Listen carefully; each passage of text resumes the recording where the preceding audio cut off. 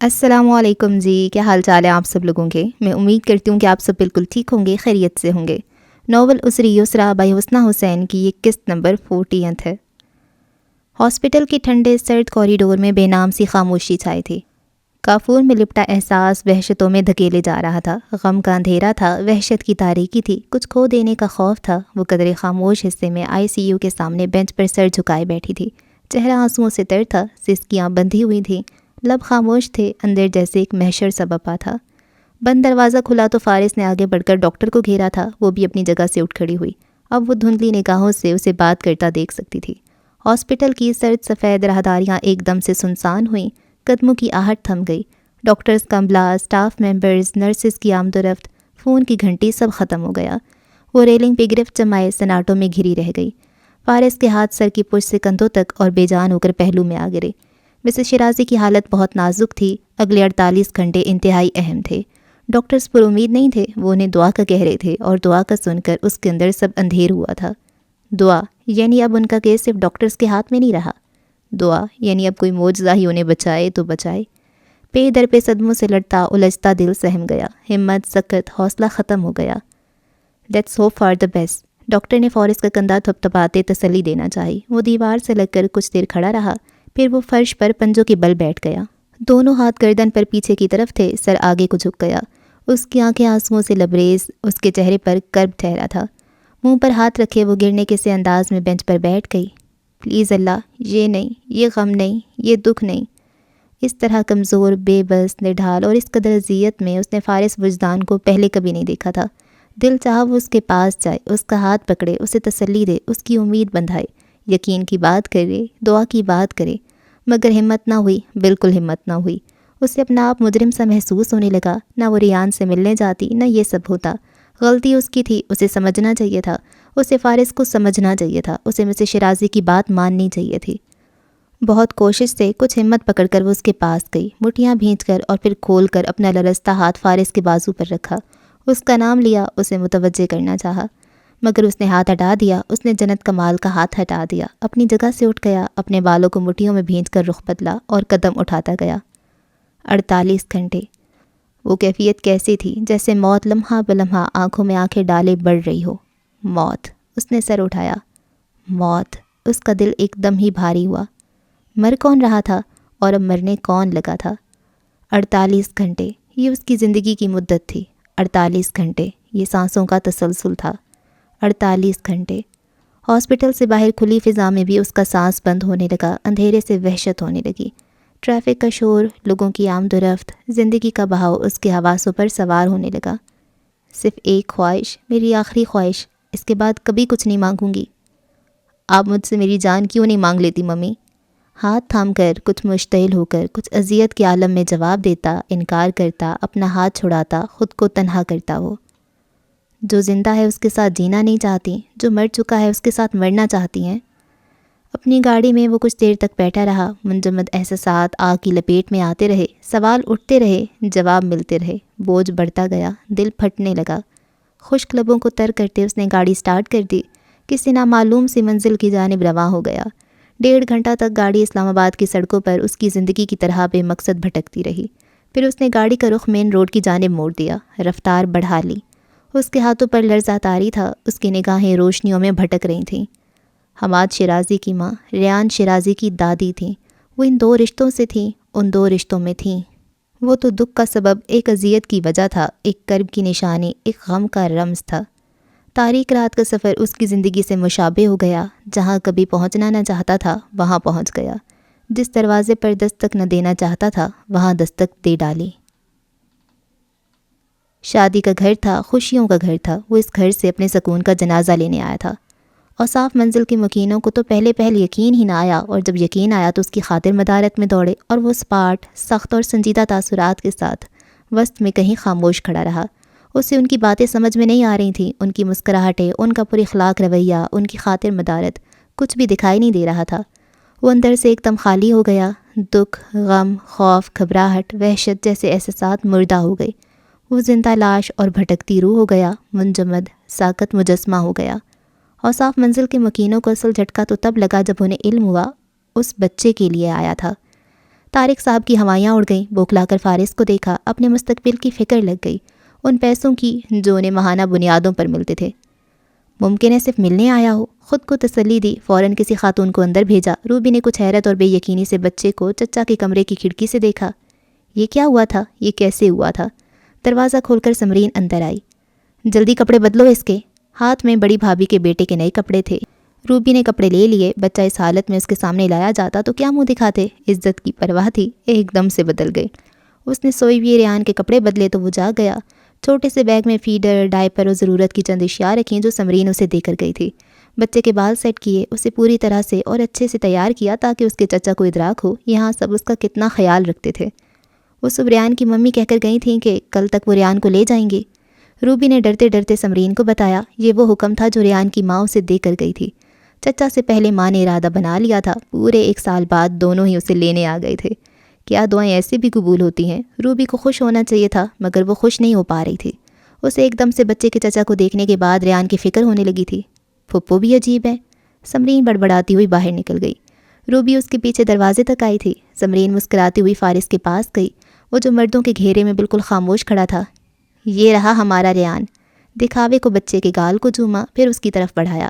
وہ چند لمحوں کے لیے رکا، پھر اس نے ہاتھ بڑھا کر وہ بچہ لے لیا، اس کا چھوٹا بیگ بھی لے لیا۔ مزید کچھ بھی کہے سنے بغیر وہ باہر نکل گیا۔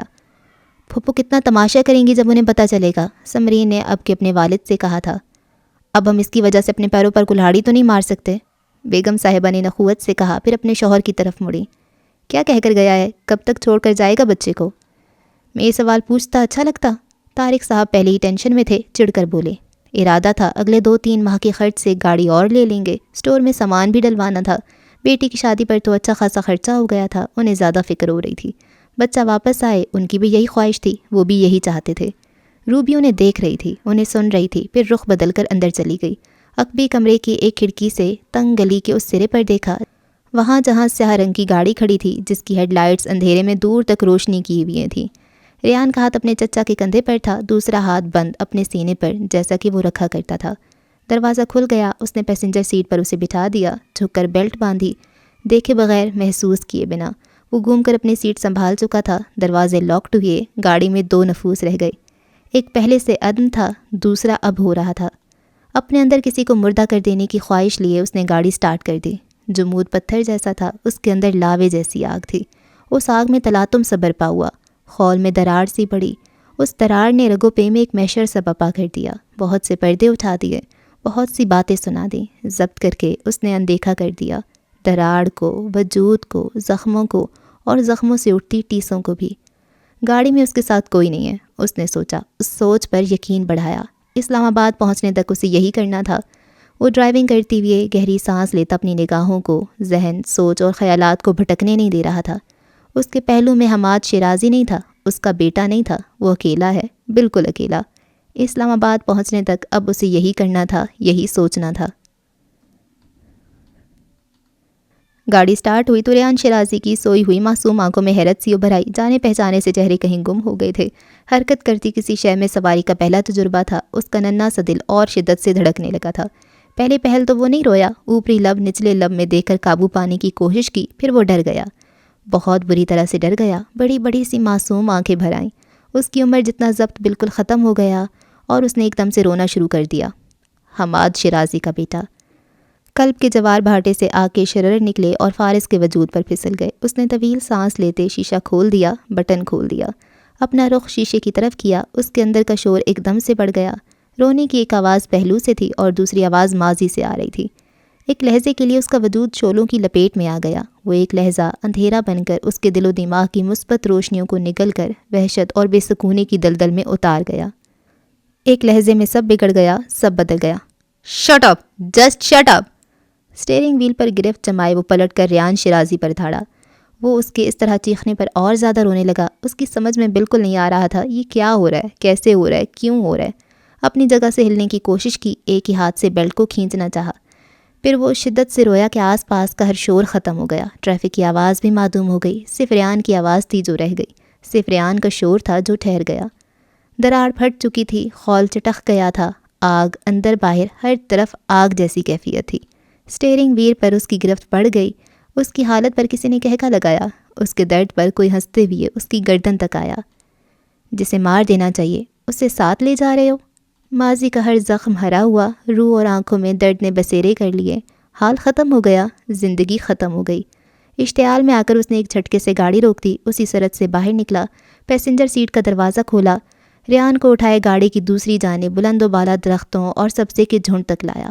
ٹریفک میں بڑے بڑے ٹرک اور ٹرالر گزرنے لگے، ان کا شور بھیانک تھا۔ اس نے ریان شیرازی کو وہیں چھوڑ دیا، جھٹک دیا، نفرت سے، غصے سے، بے انتہا اذیت میں آ کر، آگ میں سلگتے ہوئے اس نے اس بچے کو وہیں چھوڑ دیا۔ ریان پہلے خوف زدہ تھا، اب کے متوج سا بوکھلا کر روتے ہوئے زور زور سے چیخنے لگا۔ فارس شیرازی نے گاڑی کی جانب قدم بڑھا لیے تھے، ریان شیرازی پیچھے رہ گیا تھا۔ مجھے سنو جیسے کوئی بارش کو سنتا ہے، نہ توجہ سے اور نہ بے خیالی سے، دھیمے قدموں کی خاموش آہٹ میں، ابر برساتی اس رم جھم کے درمیان، اور ہوا میں گرتے اس پانی کے جیسے۔ ہوا لہرائے ایسے کہ وقت گزرتا ہو جیسے۔ یہ دن ہے کہ اب گزرا چاہتا ہے، وہ رات ہے کہ آیا چاہتی ہے۔ اس موڑ پر موجود دھندلکے کی رنگینی میں، اس موڑ پہ موجود وقت کی بے چینی میں، مجھے سنو جیسے کوئی بارش کو سنتا ہے۔ مجھے سنے بغیر سنو میں کیا کہتا ہوں۔ کھلی آنکھوں کے ساتھ جیتے جاگتے، پانچوں حصوں کو تمام بیدار رکھتے ہوئے، ابر برس رہا ہے دھیمے قدموں جیسے، الفاظ کی دھیمی سرسراہٹ کے جیسے، ہوا، پانی اور لفظ بنا کوئی آواز کیے۔ یہ جو ہم ہیں اور یہ ماہو سال علم ہے، نارسا وقت کی گراں بار اداسی لیے، مجھے سنو جیسے کوئی بارش کو سنتا ہے۔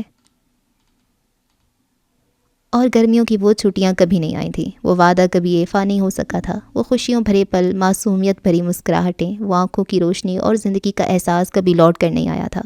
اپنے آنے والے کل سے قطعی بے خبر 14 سالہ فارس وجدان پہلی بار اپنے حالات کو نہیں دیکھ رہا تھا، نہ غموں کو سہ رہا تھا، نہ زخموں کو جھیل رہا تھا۔ اس کے اندر سکون کسی کیفیت تھی، ایک لمبے سفر کے بعد کہیں پڑاؤ جیسی کیفیت۔ یکے بعد دیگرے 2 گاڑیاں شیرازی مینشن کے احاطے سے باہر نکلی تھیں، دونوں کا راستہ مختلف، منزل بھی مختلف تھی۔ اس کی گاڑی اپنے سفر میں گامزن ہوئی تو وہ گردن موڑ کر باہر دیکھنے لگا۔ ہاسٹل تک کا سفر 3 گھنٹوں پر مشتمل تھا۔ گاڑی سرسبز درختوں سے گھری ایک طویل شاہراہ پر تھی۔ بلندی سے وہ نیچے اور قدرے دور سے نظر آتی دوسری سڑک کو دیکھ سکتا تھا، تحت نگاہ پھیلی ہوئی وادیاں، سبزہ اور باغات کو دیکھ سکتا تھا۔ اس کے ہاتھ میں نوٹ پیڈ تھا، وہ اس پر کچھ لکھنے لگا تھا۔ چند ایک الفاظ تھے، وقت تھا، مہینوں کی مدت تھی اور تاریخ تھی، شیرازی ہاؤس میں واپسی کی تاریخ۔ وہ گرمیوں کی چھٹیوں میں ضرور آنے والا تھا۔ اس نے جنت کے خوابوں میں حقیقت کا رنگ بھرنے کا فیصلہ کر لیا تھا۔ اس نے پہاڑیوں تک اور دریاؤں تک اور ہر ایک گھاٹی اور وادی تک جانے کا تہیہ کر لیا تھا۔ زندگی کا وہ احساس خوبصورت تھا۔ اسی خوبصورت احساس کو جیتے اس نے سر اٹھا کر کھڑکی سے باہر دیکھا تھا۔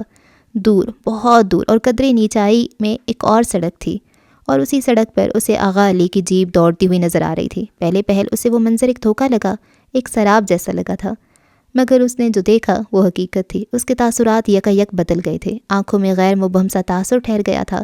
لیکن گاڑی تو خراب تھی اور ریپیئرنگ کے لیے ورک شاپ میں موجود تھی، تو یہ بے اختیار مڑ کر پیچھے تک دیکھا۔ گھنے درختوں کا سلسلہ شروع ہوا تو گاڑی اوجھل ہو گئی۔ بلندی سے ڈھلوان کا رخ کرتی، گھنے درختوں میں چھپ کر گزرتی ہوئی وہ گاڑی اسے الجھن میں مبتلا کر گئی۔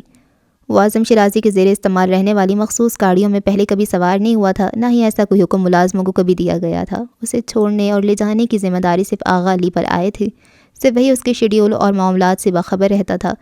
اس کے متعلق جو بھی حکم ہوتا اس سے ہی ملا کرتا تھا۔ مگر اب آغا علی نہیں تھا، 2 گارڈ تھے اور ان کے انداز سے واضح تھا وہ بھی کسی سخت حکم کے تابع تھے۔ وہ ذرا سا مشکوک اور کچھ مضطرب ہو کر دونوں گارڈز کو دیکھنے لگا تھا۔ ایک گارڈ ڈرائیو کر رہا تھا تو دوسرا چوکنا ہو کر بیٹھا تھا۔ جانے کیا وجہ تھی کہ اس کے احساسات عجیب ہونے لگے۔ چھٹی حس نے خبر کر دی، کچھ غلط ہونے کو ہے۔ گہری سانس لے کر ہر طرح کے منفی خیالات کو جھٹک کر وہ نوٹ پیڈ پر چک گیا۔ مزید چند ہی لفظ گھسیٹے تھے جب فائرنگ کی آواز کے ساتھ گاڑی ایک جھٹکے سے بے قابو ہوئی تھی۔ شیشے دھماکے سے ٹوٹ کر بکھرے تھے۔ اس کے ہاتھ سے قلم چھوٹا تھا، نوٹ پیڈ بھی، پانی کی بوتل بھی۔ گولی ڈرائیور کا سینہ چیر گئی تھی۔ ایک زبردست جھٹکے سے وہ اگلی نشست سے پیچھے کی طرف اور پھر دروازے سے ٹکرایا تھا، اس شدت سے کہ شیشے کے ٹکڑے پشت اور سینے پر گھسے چلے گئے۔ چوٹ سر کے پچھلے حصے پر لگی۔ گاڑی گھومتی ہوئی درختوں سے ٹکرا کر کہیں کھائی میں الٹ گئی۔ اس کی آنکھیں کھلی تھیں مگر کچھ دکھائی نہیں دے رہا تھا، نہ ہی سماعت کام کر رہی تھی۔ وہ سیٹ بیلٹ میں پھنسا ہوا تھا، اس کے ہاتھ بے جان سے لٹک رہے تھے۔ پیشانی سے پھوٹتی خون کی دھار قطرہ قطرہ گرنے لگی، شیشے کے ٹکڑوں کو رنگنے لگی۔ اس نے آنکھیں کھول کر دیکھنے کی کوشش کی تھی۔ گاڑی کا اگلا حصہ دھماکے سے آگ کی لپیٹ میں آیا تھا۔ دھواں بڑھ گیا، دھواں پھیل گیا، اندر اور باہر ایک جیسی کیفیت۔ بمشکل سانس لیتے اس نے پلکیں جھپکائیں۔ فائرنگ کی آواز پھر سے گونجی، دوسرا گارڈ بھی مارا گیا۔ اس نے کسی قدر کوشش سے اپنے ہاتھ کو جنبش دی، بمشکل کھینچ کر بیلٹ تک لایا۔ کھلتی بند ہوتی آنکھیں ان قدموں کو دیکھ سکتی تھیں جو اس کی کھڑکی کے پاس آ رکے تھے۔ سڑک پہ تیزی سے فراٹے بھرتی آغا علی کی جیپ آنکھوں میں لہرائی۔ ذہن میں کوئی خیال درد بن کر ابھرا۔ تلخ حقیقت نے اسے گردن سے پکڑ لیا۔ آنکھ کنارے آنسو خون میں شامل ہوا، صفحے پر گرا، تاریخ پر ثبت ہوا۔ ملازموں کے بچے ان گاڑیوں میں سفر کر سکتے ہیں؟ جی، صاحب نے اجازت دی ہے۔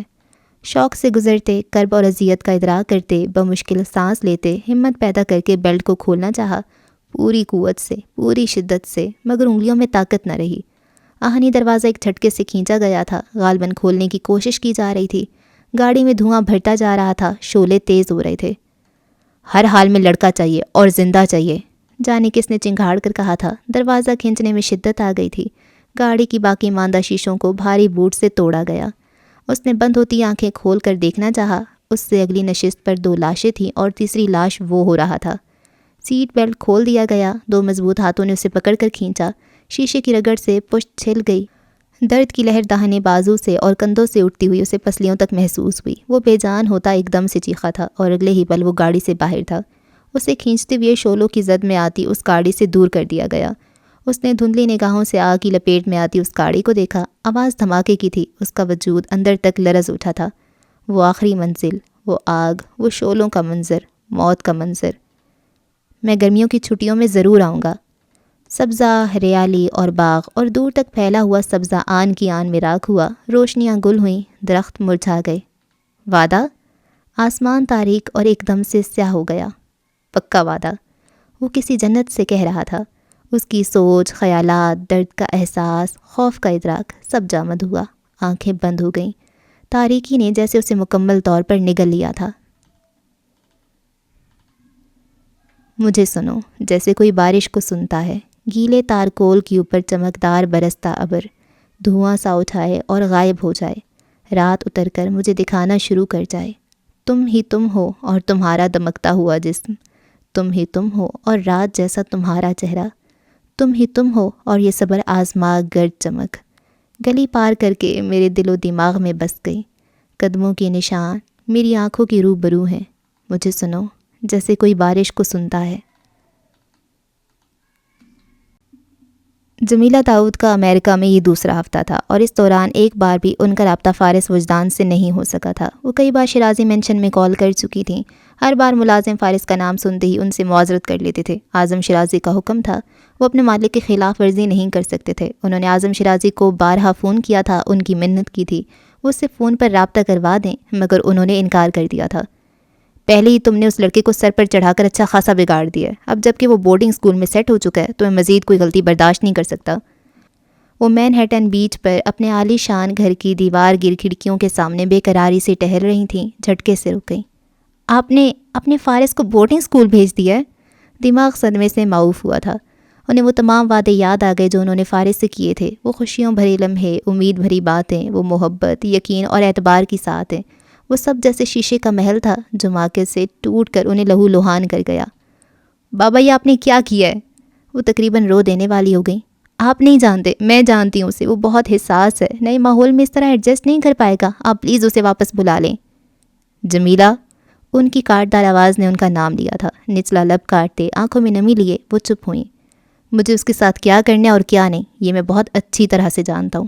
تمہیں وہاں میں نے اسی لیے بھیجا ہے تاکہ تم اپنے شوہر اور بیٹے پر فوکس کر سکو۔ فارس میری ذمہ داری ہے، you stay out of it. آپ کو اس پر ترس نہیں آتا؟ ان کا لہجہ بھیگا ہوا تھا، پیشانی پر ہاتھ رکھے وہ بے بسی کی انتہا پر تھیں۔ وہ آپ کا خون ہے، آپ کے اس طرح سے رد کر دینے سے اس کی یہ حقیقت تو کبھی نہیں بدل سکتی۔ ہاں، یہ حقیقت کہ وہ اس بدنام زمانہ لڑکی کا بیٹا ہے کبھی نہیں بدل سکتی۔ انہوں نے جبڑے بھینچ کر کہا، وہ ہارون کا بیٹا ہے بابا۔ ہارون کی غلطی، ہارون کا گناہ ہے وہ۔ اس قدر اشتعال میں آ کر بات کی کہ وہ اپنی جگہ رک گئیں۔ میں اس نکاح کو مانتا ہوں، نہ ہی اس کے رشتے کو تسلیم کرتا ہوں۔ وہ لڑکا ابھی تک زندہ ہے تو صرف اس لیے کہ میں ہارون کو ان معاملات سے دور رکھنے کے لیے ایسا کرنا چاہ رہا ہوں۔ مجھے مجبور مت کرو جمیلہ کہ میں کوئی انتہائی قدم اٹھاؤں جس پر تمہیں پچھتانا پڑے۔ سخت لہجے میں انہوں نے متنبہ کیا، اس کی ماں کی جو اوقات ہے میں اسے بھی اسی میں رکھوں گا۔ آپ آرزو کا غصہ فارس پر کیوں نکال رہے ہیں؟ میں کسی کا غصہ کسی پر نہیں نکال رہا، جو ہونا چاہیے وہی کر رہا ہوں۔ وہ لڑکا ہمارے خاندان کا حصہ کبھی نہیں بن سکتا، کبھی نہیں۔ ان کی بھاری روبدار آواز ان کے حتمی فیصلے کی خماس تھی۔ انہوں نے غصے میں کال کاٹ دی۔ جمیلہ ہاتھوں میں فون لیے بیٹھی رہ گئی تھیں، حلق میں آنسوؤں کا پھندا اٹک گیا تھا۔ اس رات وہ باوجود کوشش کے سو نہیں سکی تھی، رہ رہ کر فارس کا خیال آتا رہا۔ گزشتہ 6 سال ثانیوں میں سمٹ کر ذہن میں گھومتے رہے۔ انہیں اپنی بے بسی پر غصہ، ان حالات پر، ایسے رشتوں پر، ان کی سوچ پر غصہ آتا رہا، رونا آتا رہا۔ وہ اتنی مجبور کیوں تھیں؟ ان کے بس میں کچھ کیوں نہیں آتا تھا؟ اٹھ کر گھر میں ٹہلتی رہیں۔ تم جاگ رہی ہو ابھی تک؟ ہارون کی آنکھ کھلی تو انہیں کھڑکی کے سامنے دیکھ کر پوچھے بنا نہ رہ سکا۔ وہ مڑ کر انہیں دیکھنے لگیں۔ وہ اس کی سگی ماں نہیں تھی، پھر بھی اس کے لیے بے چین ہو رہی تھی، اور وہ اس کا سگا باپ ہو کر سکون کی نیند سویا رہا تھا۔ کچھ نہیں، ایسی نیند نہیں آ رہی تھی۔ پلکیں جھپکا کر آنسوؤں کا اثر زائل کرتی وہ رخ بدل گئی تھیں۔ بات کرنے کا کوئی فائدہ نہ تھا۔ دونوں باپ بیٹوں کے پاس اپنے اپنے موقف کی ٹھوس دلیلیں تھیں، اور وہ چاہ کر بھی ان دلیلوں کو رد نہیں کر پاتی تھیں۔ کیا تم جانتے ہو بابا نے فارس کا ایڈمیشن بورڈنگ اسکول میں کروا دیا ہے؟ اگلے دن جیسے ہی حماد اسکول کے لیے روانہ ہوا، انہوں نے ناشتے کی ٹیبل پر ہارون سے کہا۔ کپ پر اس کی گرفت بس ایک لمحے کے لیے مضبوط ہوئی تھی، تاثرات بھی ایک لمحے کے لیے بدلے تھے، نظروں کا ارتکاز بھی اسی مدت کے لیے بھٹکا تھا۔ چند لمحوں کا کھیل، چند ثانیوں کا قصہ تھا، اور ہارون شیرازی نے گزشتہ 7 سالوں کی طرح اب بھی خود کو سخت پتھر کر لیا تھا۔ بابا جیسا مناسب سمجھیں کر سکتے ہیں۔ اس نے دوسرے ہاتھ سے اخبار کھول کر پھیلا لیا۔ وہ نیوی بلو 3 پیس سوٹ میں ملبوس تھا، جل سے بال پیچھے کی طرف جمے ہوئے تھے، تراشیدہ داڑھی چہرے کی وجاہت میں اضافے کا باعث بن رہی تھی، تاثرات سنجیدگی میں ڈھل گئے تھے۔ وہ فارس کو جان سے مار دیں تو کیا اب تب بھی یہی کہیں گے؟ جمیلہ! ڈائننگ ہال میں ہارون شیرازی کی آواز سخت ہو کر گونجی تھی، آنکھوں کا تاثر پتھریلا ہو گیا تھا۔ کیا میں غلط کہہ رہی ہوں؟ آپ کو غصہ آ گیا ہے؟ جو کچھ وہ سہ رہا ہے آپ اسے زندگی کہتے ہیں؟ ہارون نے مٹھیاں سختی سے بھینچ لی تھیں، کپ میز پر پٹخ دیا تھا۔ بابا اس کا بہت خیال رکھ رہے ہیں، اسے کسی چیز کی کمی نہیں ہے۔ چیزوں کی کمی نہیں ہے، انسانوں کی تو ہے، رشتوں کی تو ہے۔ اس کے پاس آپ نہیں ہیں، میں نہیں ہوں، اس کی ماں نہیں ہے۔ آرزو سے شادی میری زندگی کی سب سے بڑی غلطی تھی، کیا اس بات کا احساس دلانا چاہتی ہو تم؟ وہ بھڑک اٹھا۔ آپ غلط کیوں سوچ رہے ہیں؟ بالکل ٹھیک سوچ رہا ہوں میں۔ ان کی آنکھوں کی سرخی بڑھ گئی تھی۔ میں آپ سے آپ کے بیٹے کی بات کر رہی ہوں ہارون۔ وہ اپنی جگہ رک گیا۔ چند ثانیوں کے لیے ایک سکوت سا طاری رہا، جیسے کچھ کہنے کو باقی نہ رہا ہو، لڑنے کو کوئی دلیل، وضاحت کے لیے کوئی لفظ، برات کے لیے کوئی حجت نہ رہی ہو۔ بابا نے کہا ہے میں اسے بھول جاؤں۔ وہ کرسی دھکیل کر اٹھ گیا تھا۔ اور میں اسے بھولنے کی کوشش کر رہا ہوں۔ کیوں تم بار بار؟ Why do you have to forget your own child? وہ روتے ہوئے اس پر چیخ پڑی۔ ہارون منجمد سا اپنی جگہ رک گیا، مڑ کر انہیں دیکھا۔ کیوں ضروری ہے آپ کے لیے اسے ڈس اون کرنا؟ اس خوف سے کہ کہیں بابا آپ کو اپنی تمام جائیداد سے آگ نہ کر دیں؟ ان کی آواز رندھی ہوئی تھی۔ آپ کو لگتا ہے بابا واقعی ایسا کر سکتے ہیں؟ ایک بار بات تو کریں، اپنے بچے کے لیے کوئی سٹینڈ تو لیں۔ میں وعدہ کرتی ہوں آپ کا پورا ساتھ دوں گی۔ وہ اٹھ کر اس کے پاس آئیں، نرمی سے اس کے بازو پر ہاتھ رکھا، کاجل سے لبریز آنکھوں میں ہیزن ٹھہرا تھا۔ ہم اسے یہاں لے آئیں گے، وہ ہمارے ساتھ رہے گا۔ بابا کیا کر سکتے ہیں اور کیا نہیں، یہ مجھ سے بہتر کوئی نہیں جان سکتا۔ اس نے جمیلہ کا ہاتھ اپنے بازو سے ہٹا دیا۔ کچھ دیر ان کا ہاتھ اپنے ہاتھ میں لیے کھڑا رہا۔ یہ پہلے میرا اور فارس کا معاملہ تھا، یہ اب بابا اور فارس کا معاملہ ہے۔ تم بھول رہی ہو، مگر مجھے یاد ہے وہ وعدہ جو میں نے بابا سے کیا تھا۔ جمیلہ نے صدمے سے اسے دیکھتے نفی میں سر ہلاتے اپنا ہاتھ چھڑا لیا۔ جمیلہ! انہوں نے الٹے قدم پیچھے ہوتے ہوئے ہاتھ اٹھا کر اسے مزید کچھ بھی کہنے سے روک دیا۔ میں بھی کس میں احساس جگانے کی کوشش کر رہی ہوں؟ نم آنکھوں کے ساتھ کچھ اذیت سے ہنس پڑی۔ آپ نے تو خود اپنے بچے کو ڈس اون کیا ہے۔ آپ نے تو اس کی ایک ملازم کی حیثیت کو سب سے پہلے قبول کیا ہے، اور میں آپ سے بات کر رہی ہوں۔ تعصب اور دکھ سے سر ہلاتی وہ ڈائننگ ہال چھوڑ کر چلی گئیں۔ ہارون شیرازی اپنی جگہ کھڑا رہ گیا تھا۔ پاکستان میں رابطے کی ہر کوشش تقریباً ناکام رہی تھی۔ شیرازی مینشن سے تو اعظم شیرازی نے ان کا رابطہ مکمل طور پہ منقطع کروا دیا تھا۔ فارس سے متعلق کوئی بھی بات یا خبر ان تک نہیں پہنچ سکتی تھی۔ وہ پاکستان میں کیسا تھا، کس حال میں تھا، اپنے ہاسٹل میں ایڈجسٹ ہو پایا تھا یا نہیں، فکر اور پرواہ کی لے پر اٹھتے کسی بھی سوال کا کوئی جواب نہیں مل سکتا تھا۔ انہیں اپنی زندگی ایک دم سے بہت ادھوری سی لگنے لگی۔ رحم بھرا دل ایک ماں کا دل تھا، تڑپ بھی ویسی ہی رکھتا تھا۔ بچے کی جدائی میں بے قراری ان کے انگ انگ سے جھلکتی تھی۔ حالات کو بدلا نہیں جا سکتا تھا، نہ ہی زندگی کو روکا جا سکتا تھا۔ انہیں اپنی ذات سے جڑے دوسرے رشتوں کا بھی خیال رکھنا تھا، اپنا بھی خیال رکھنا تھا۔ اس غم اور پریشانی سے نکلنے کے لیے انہوں نے خود کو زندگی میں مصروف رکھنے کی صحیح کی، اپنا اسٹوڈیو ترتیب دیا، اپنے تخیل کی دھار پر بکھرے رنگوں کو چنا اور اپنے پہلے سولو ایگزیبیشن کی تیاری شروع کر دی۔ وہ اپنے ذہن کو بھٹکانا چاہتی تھیں، تمام تر فکر اور اندیشوں کو سلانا چاہتی تھیں۔ فارس پاکستان میں اکیلا ہے، اس خیال سے جو تکلیف پہنچتی تھی اس تکلیف کو دبانا چاہتی تھیں۔ وہ ایک لینڈسکیپ آرٹسٹ تھیں، رنگوں سے قدرتی مناظر تخلیق کیا کرتی تھیں، قدرتی مناظر میں زندگی کا رنگ دکھاتی تھیں، سبزہ، بہار، اونچے لمبے پہاڑ، وادیاں، پوری رات کا خوبصورت چاند اور پھولوں کے دل فریب نظارے۔ انہیں رنگ بھلے لگتے تھے، مگر اب تو جیسے ان کی ہر پینٹنگ گہرے، بھورے، سیاہ اور مبہم رنگوں کا امتزاج ہو گئی تھی۔ توجہ کا مرکز اب حماد تھا۔ وہ اسے اپنی طرف سے پورا وقت دیتی تھیں، اس کی ہر بات سنتی تھیں، اس کا ہر لحاظ سے خیال رکھتی تھیں، مگر پھر بھی حماد کو لگتا تھا ممی کہیں کھو گئی ہیں، اسے سن نہیں رہی، اسے دیکھ نہیں رہی۔ شاپنگ کے لیے جاتی تو بے دہانی میں کچھ نہ کچھ فارس کے لیے بھی دیکھنے لگ جاتی، مارکرز، ڈائریز، چھوٹے سائز کی آرائشی کاریں جو وہ اکثر اپنی رائٹنگ ٹیبل پر سجائے رکھتا تھا، کتابیں، رجسٹرز، ریموٹ کنٹرول کارز، انہیں جہاں بھی جو چیز پسند آتی وہ اس کے لیے لے لیتی۔ گھر آ کر وہ کتنی ہی دیر تک ان چیزوں کو ہاتھ میں لیے بیٹھی رہتی۔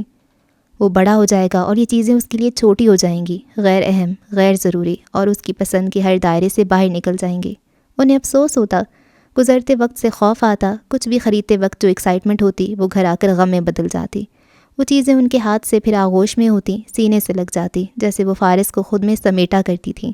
اس کی مسکراہٹ یاد آتی، اس کی آنکھوں کا رنگ یاد آتا، اس کے چھوٹے چھوٹے ہاتھوں کا اپنی ہتھیلیوں پر ٹھہرنا یاد آتا۔ وہ وقت، لمحے اور خوبصورت یادیں ماضی ہو کر انہیں زیادہ تکلیف پہنچانے لگی تھیں۔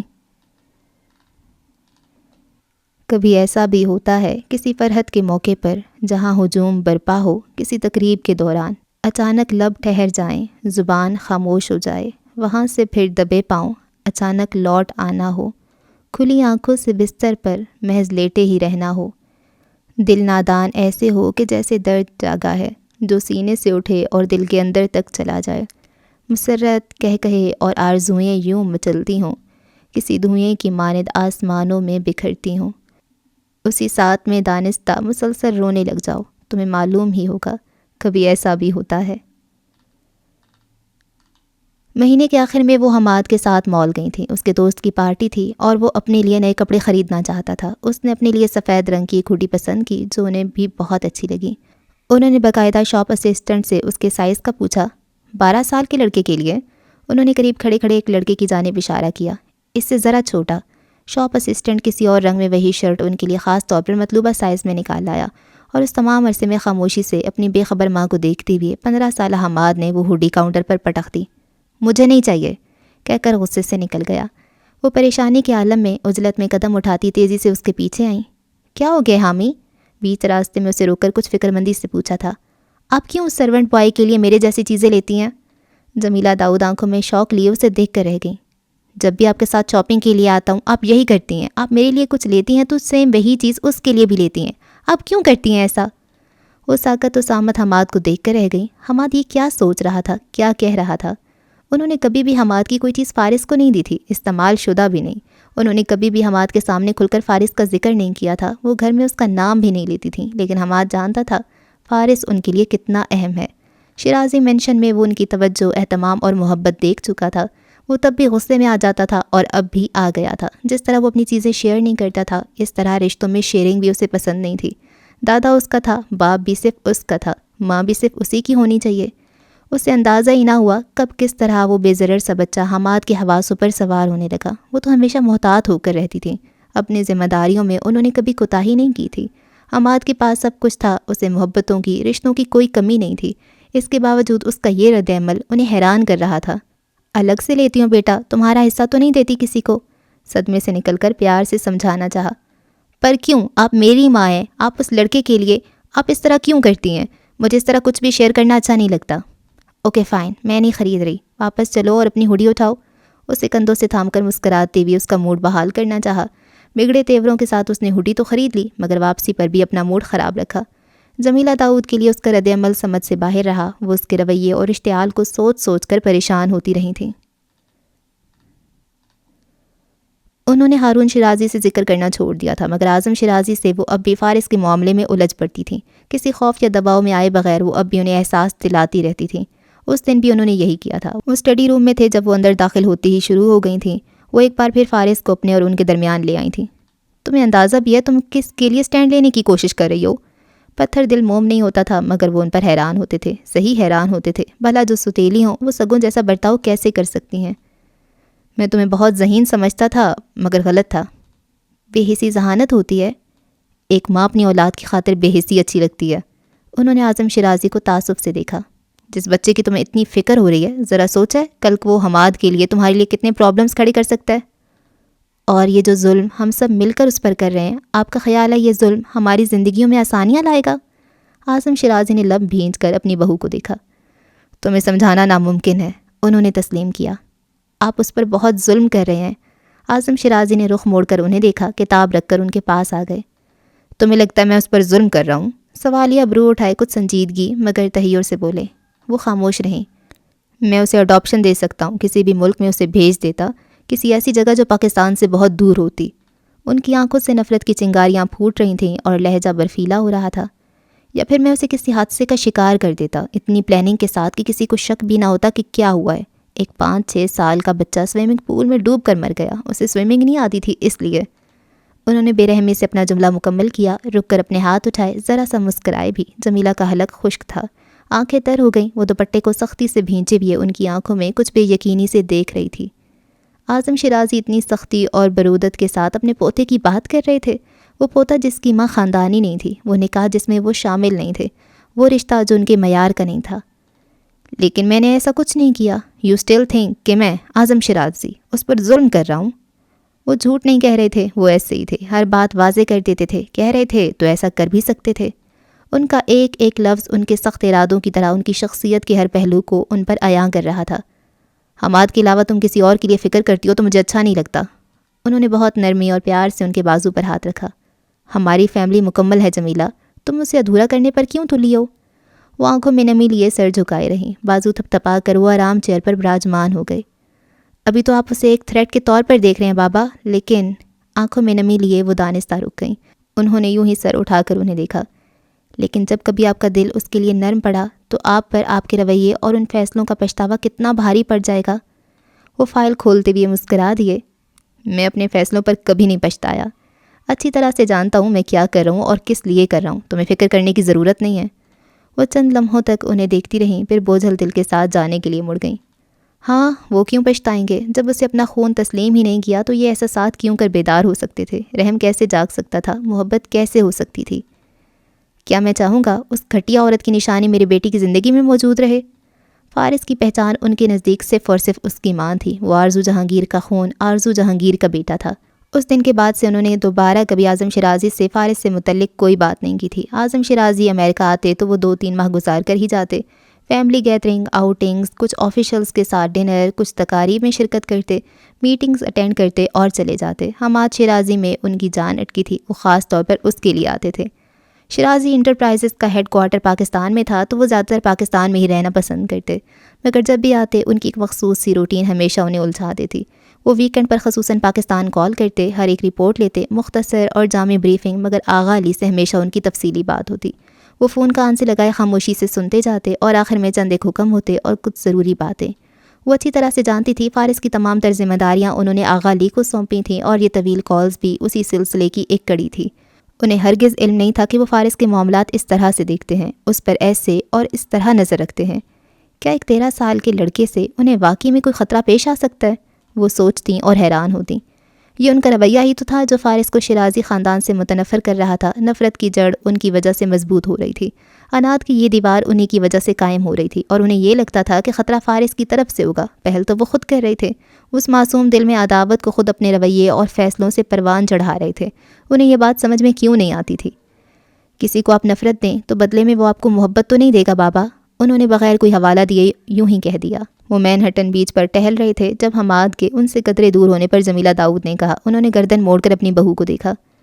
تمہیں کیوں لگتا ہے کہ مجھے اس 3rd کلاس عورت کے بیٹے سے کوئی محبت چاہیے؟ ان کا لہجہ ایک دم سے استہزائیہ ہوا تھا۔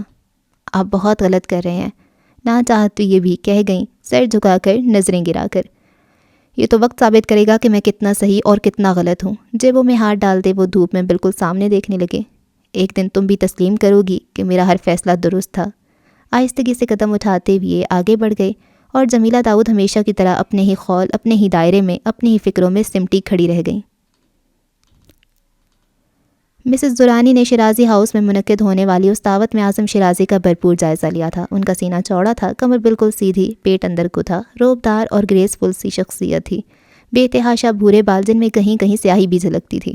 سیاہ اور سفید کا یہ امتزاج ان کی شخصیت کی جاذبیت میں اضافے کا باعث بنتا تھا۔ وہ خود کو بہت فٹ رکھتے تھے۔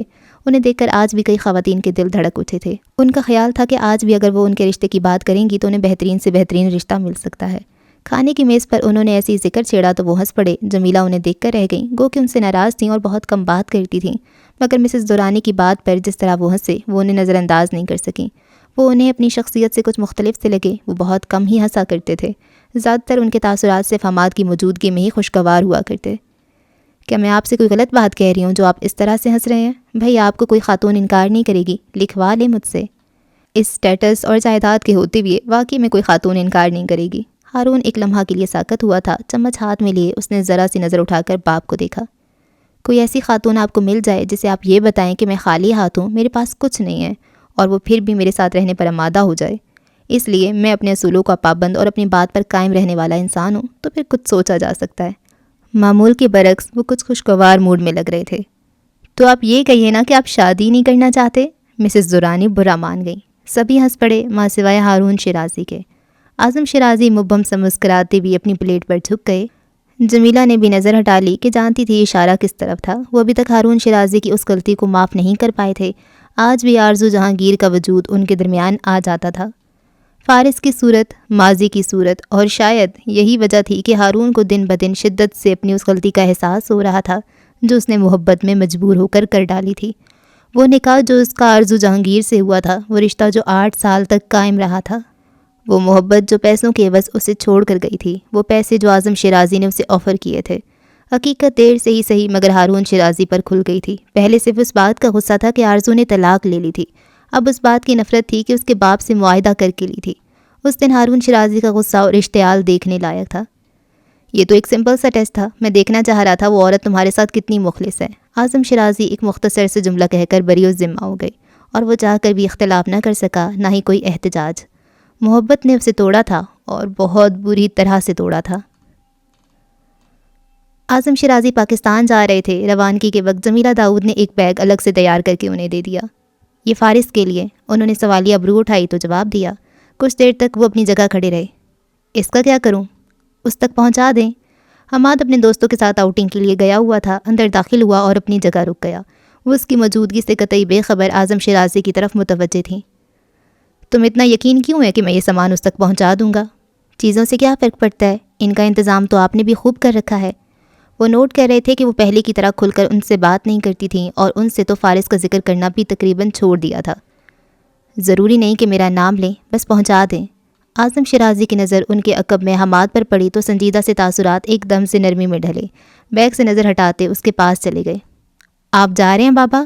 وہ ان کی باہوں میں سما گیا۔ اس کی پیشانی کا بوسہ لیا، اس کے بالوں کو بھی بکھیر دیا۔ میں بھی آپ کے ساتھ پاکستان جانا چاہتا ہوں، پر ڈیڈ وہ کچھ مانے تب نا۔ تمہارے ڈیڈ کو بھی میں ہی منع کرتا ہوں۔ جمیلہ نے وہ بیگ ان کے سوٹ کیس پر رکھ دیا۔ حالات کچھ بہتر ہو جائیں تو پھر ہی پاکستان آنا۔ اگلے سال کا وعدہ کر کے جائیں کہ آپ یہاں نہیں آئیں گے بلکہ میں آپ کے پاس آؤں گا۔ وعدہ، انہوں نے کہا۔ جمیلہ داؤد اور حماد شیرازی سے وہ مل کر باہر چلے گئے۔ ملازم مستعد تھے، باہر ان کی گاڑی بھی تیار کھڑی تھی۔ سیاہ بیگ ان کے سوٹ کیس ہینڈل کے ساتھ اٹکا رہ گیا تھا۔ جمیلہ داؤد بھاری دل کے ساتھ بیرونی دروازے کے سٹیپس پر کھڑی تھی۔ البتہ دادا کے جاتے ہی حماد کے تاثرات پل بھر میں بدلے تھے، آنکھوں میں خفگی سی آ گئی تھی۔ وہ جانتا تھا سیاہ بیگ میں کیا تھا اور کس کے لیے تھا۔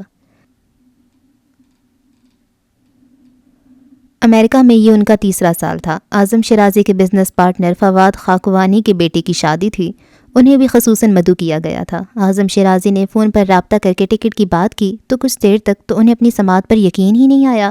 خوشی سے آنکھیں نم ہو گئیں۔ حماد 1 ماہ پہلے ہی اپنے دادا سے ملنے پاکستان گیا ہوا تھا۔ 15 دن بعد انہیں بھی ہارون کے ساتھ پاکستان جانا تھا۔ سب معاملات طے ہو چکے تو انہوں نے فارس کے لیے شاپنگ کی، اس کے لیے شرٹس، ہوڈیز اور ٹراؤزرز خریدے۔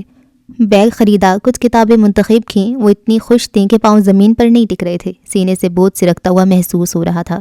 ہاں، وہ ان سے شدید ناراض ہوگا، لڑے گا، روئے گا، بات نہیں کرے گا، مگر وہ اسے منا لیں گی۔ وہ ہمیشہ اسے منا لیتی تھیں۔ جب بھی اس کا چہرہ ہاتھوں میں لیتی تھیں، اس کا نام لیتی تھیں، اس کا ہاتھ پکڑتی تھیں تو وہ اپنی تمام تر خفگی کے باوجود نرم پڑ جاتا تھا۔ وہ ان سے زیادہ دیر ناراض نہیں رہ سکتا تھا۔ وہ خیالوں میں سب ترتیب دیتی جا رہی تھیں، سب اچھا اور پہلے جیسا کرنے کا سوچے جا رہی تھیں، مگر ہمیشہ ویسا تو نہیں ہوتا جیسا آپ سوچتے ہیں، جیسا آپ چاہتے ہیں۔ جمیلہ داؤد کے ساتھ بھی یہی معاملہ پیش آنے والا تھا۔ ان کے وہم و گمان میں بھی نہیں تھا کہ پاکستان پہنچنے تک انہیں کتنی بری خبر ملنے والی ہے۔ مجھے سنو، جیسے کوئی بارش کو سنتا ہے۔ سال گزر جاتے ہیں اور لمحے پلٹ آتے ہیں۔ کیا اگلے کمرے میں قدموں کی چاپ سنتی ہو؟ وہ جو یہاں نہیں ہے اور وہاں بھی نہیں ہے۔ سنو، تم انہیں کسی اور زمانے میں سنتی ہو، جو ہے نہ گزرے کل کا نہ آنے والے کا، جو ہے تو صرف ابھی، ہاں ابھی کا۔ مجھے سنو، جیسے کوئی بارش کو سنتا ہے۔ اس کی آواز کچھ بیدار ہوئے تو درد کا احساس ہوا۔ خون سے آدھا چہرہ تر ہو رہا تھا، آنکھیں نہیں کھل رہی تھیں۔ قدموں کی آہٹ کے ساتھ ہی مخصوص دھن کی آواز سماعت سے ٹکرائی۔ لبوں کو گول کر کے وہ جانے کب سے گنگنا رہا تھا۔ بالوں سے پکڑ کر سر اٹھایا، اب وہ اس کا چہرہ دیکھنا چاہتا تھا۔ کپڑا ہٹا دیا، چندیا دینے والی روشنی آنکھوں کو چیرتی ہوئی محسوس ہوئی۔ کمرہ تاریک تھا، سر گھوما ہوا، چوٹ گہری۔ اس نے کس قدر کوشش سے سر اٹھانے کی صحیح کی۔ ہاتھ بندھے ہوئے تھے، فرش ٹھنڈا تھا، ٹانگیں بے جان معلوم ہوتی تھیں۔ وہ مشکل سانس لیتے اس نے اس درد کو سہا جو سر کے پچھلے حصے سے اٹھ رہا تھا۔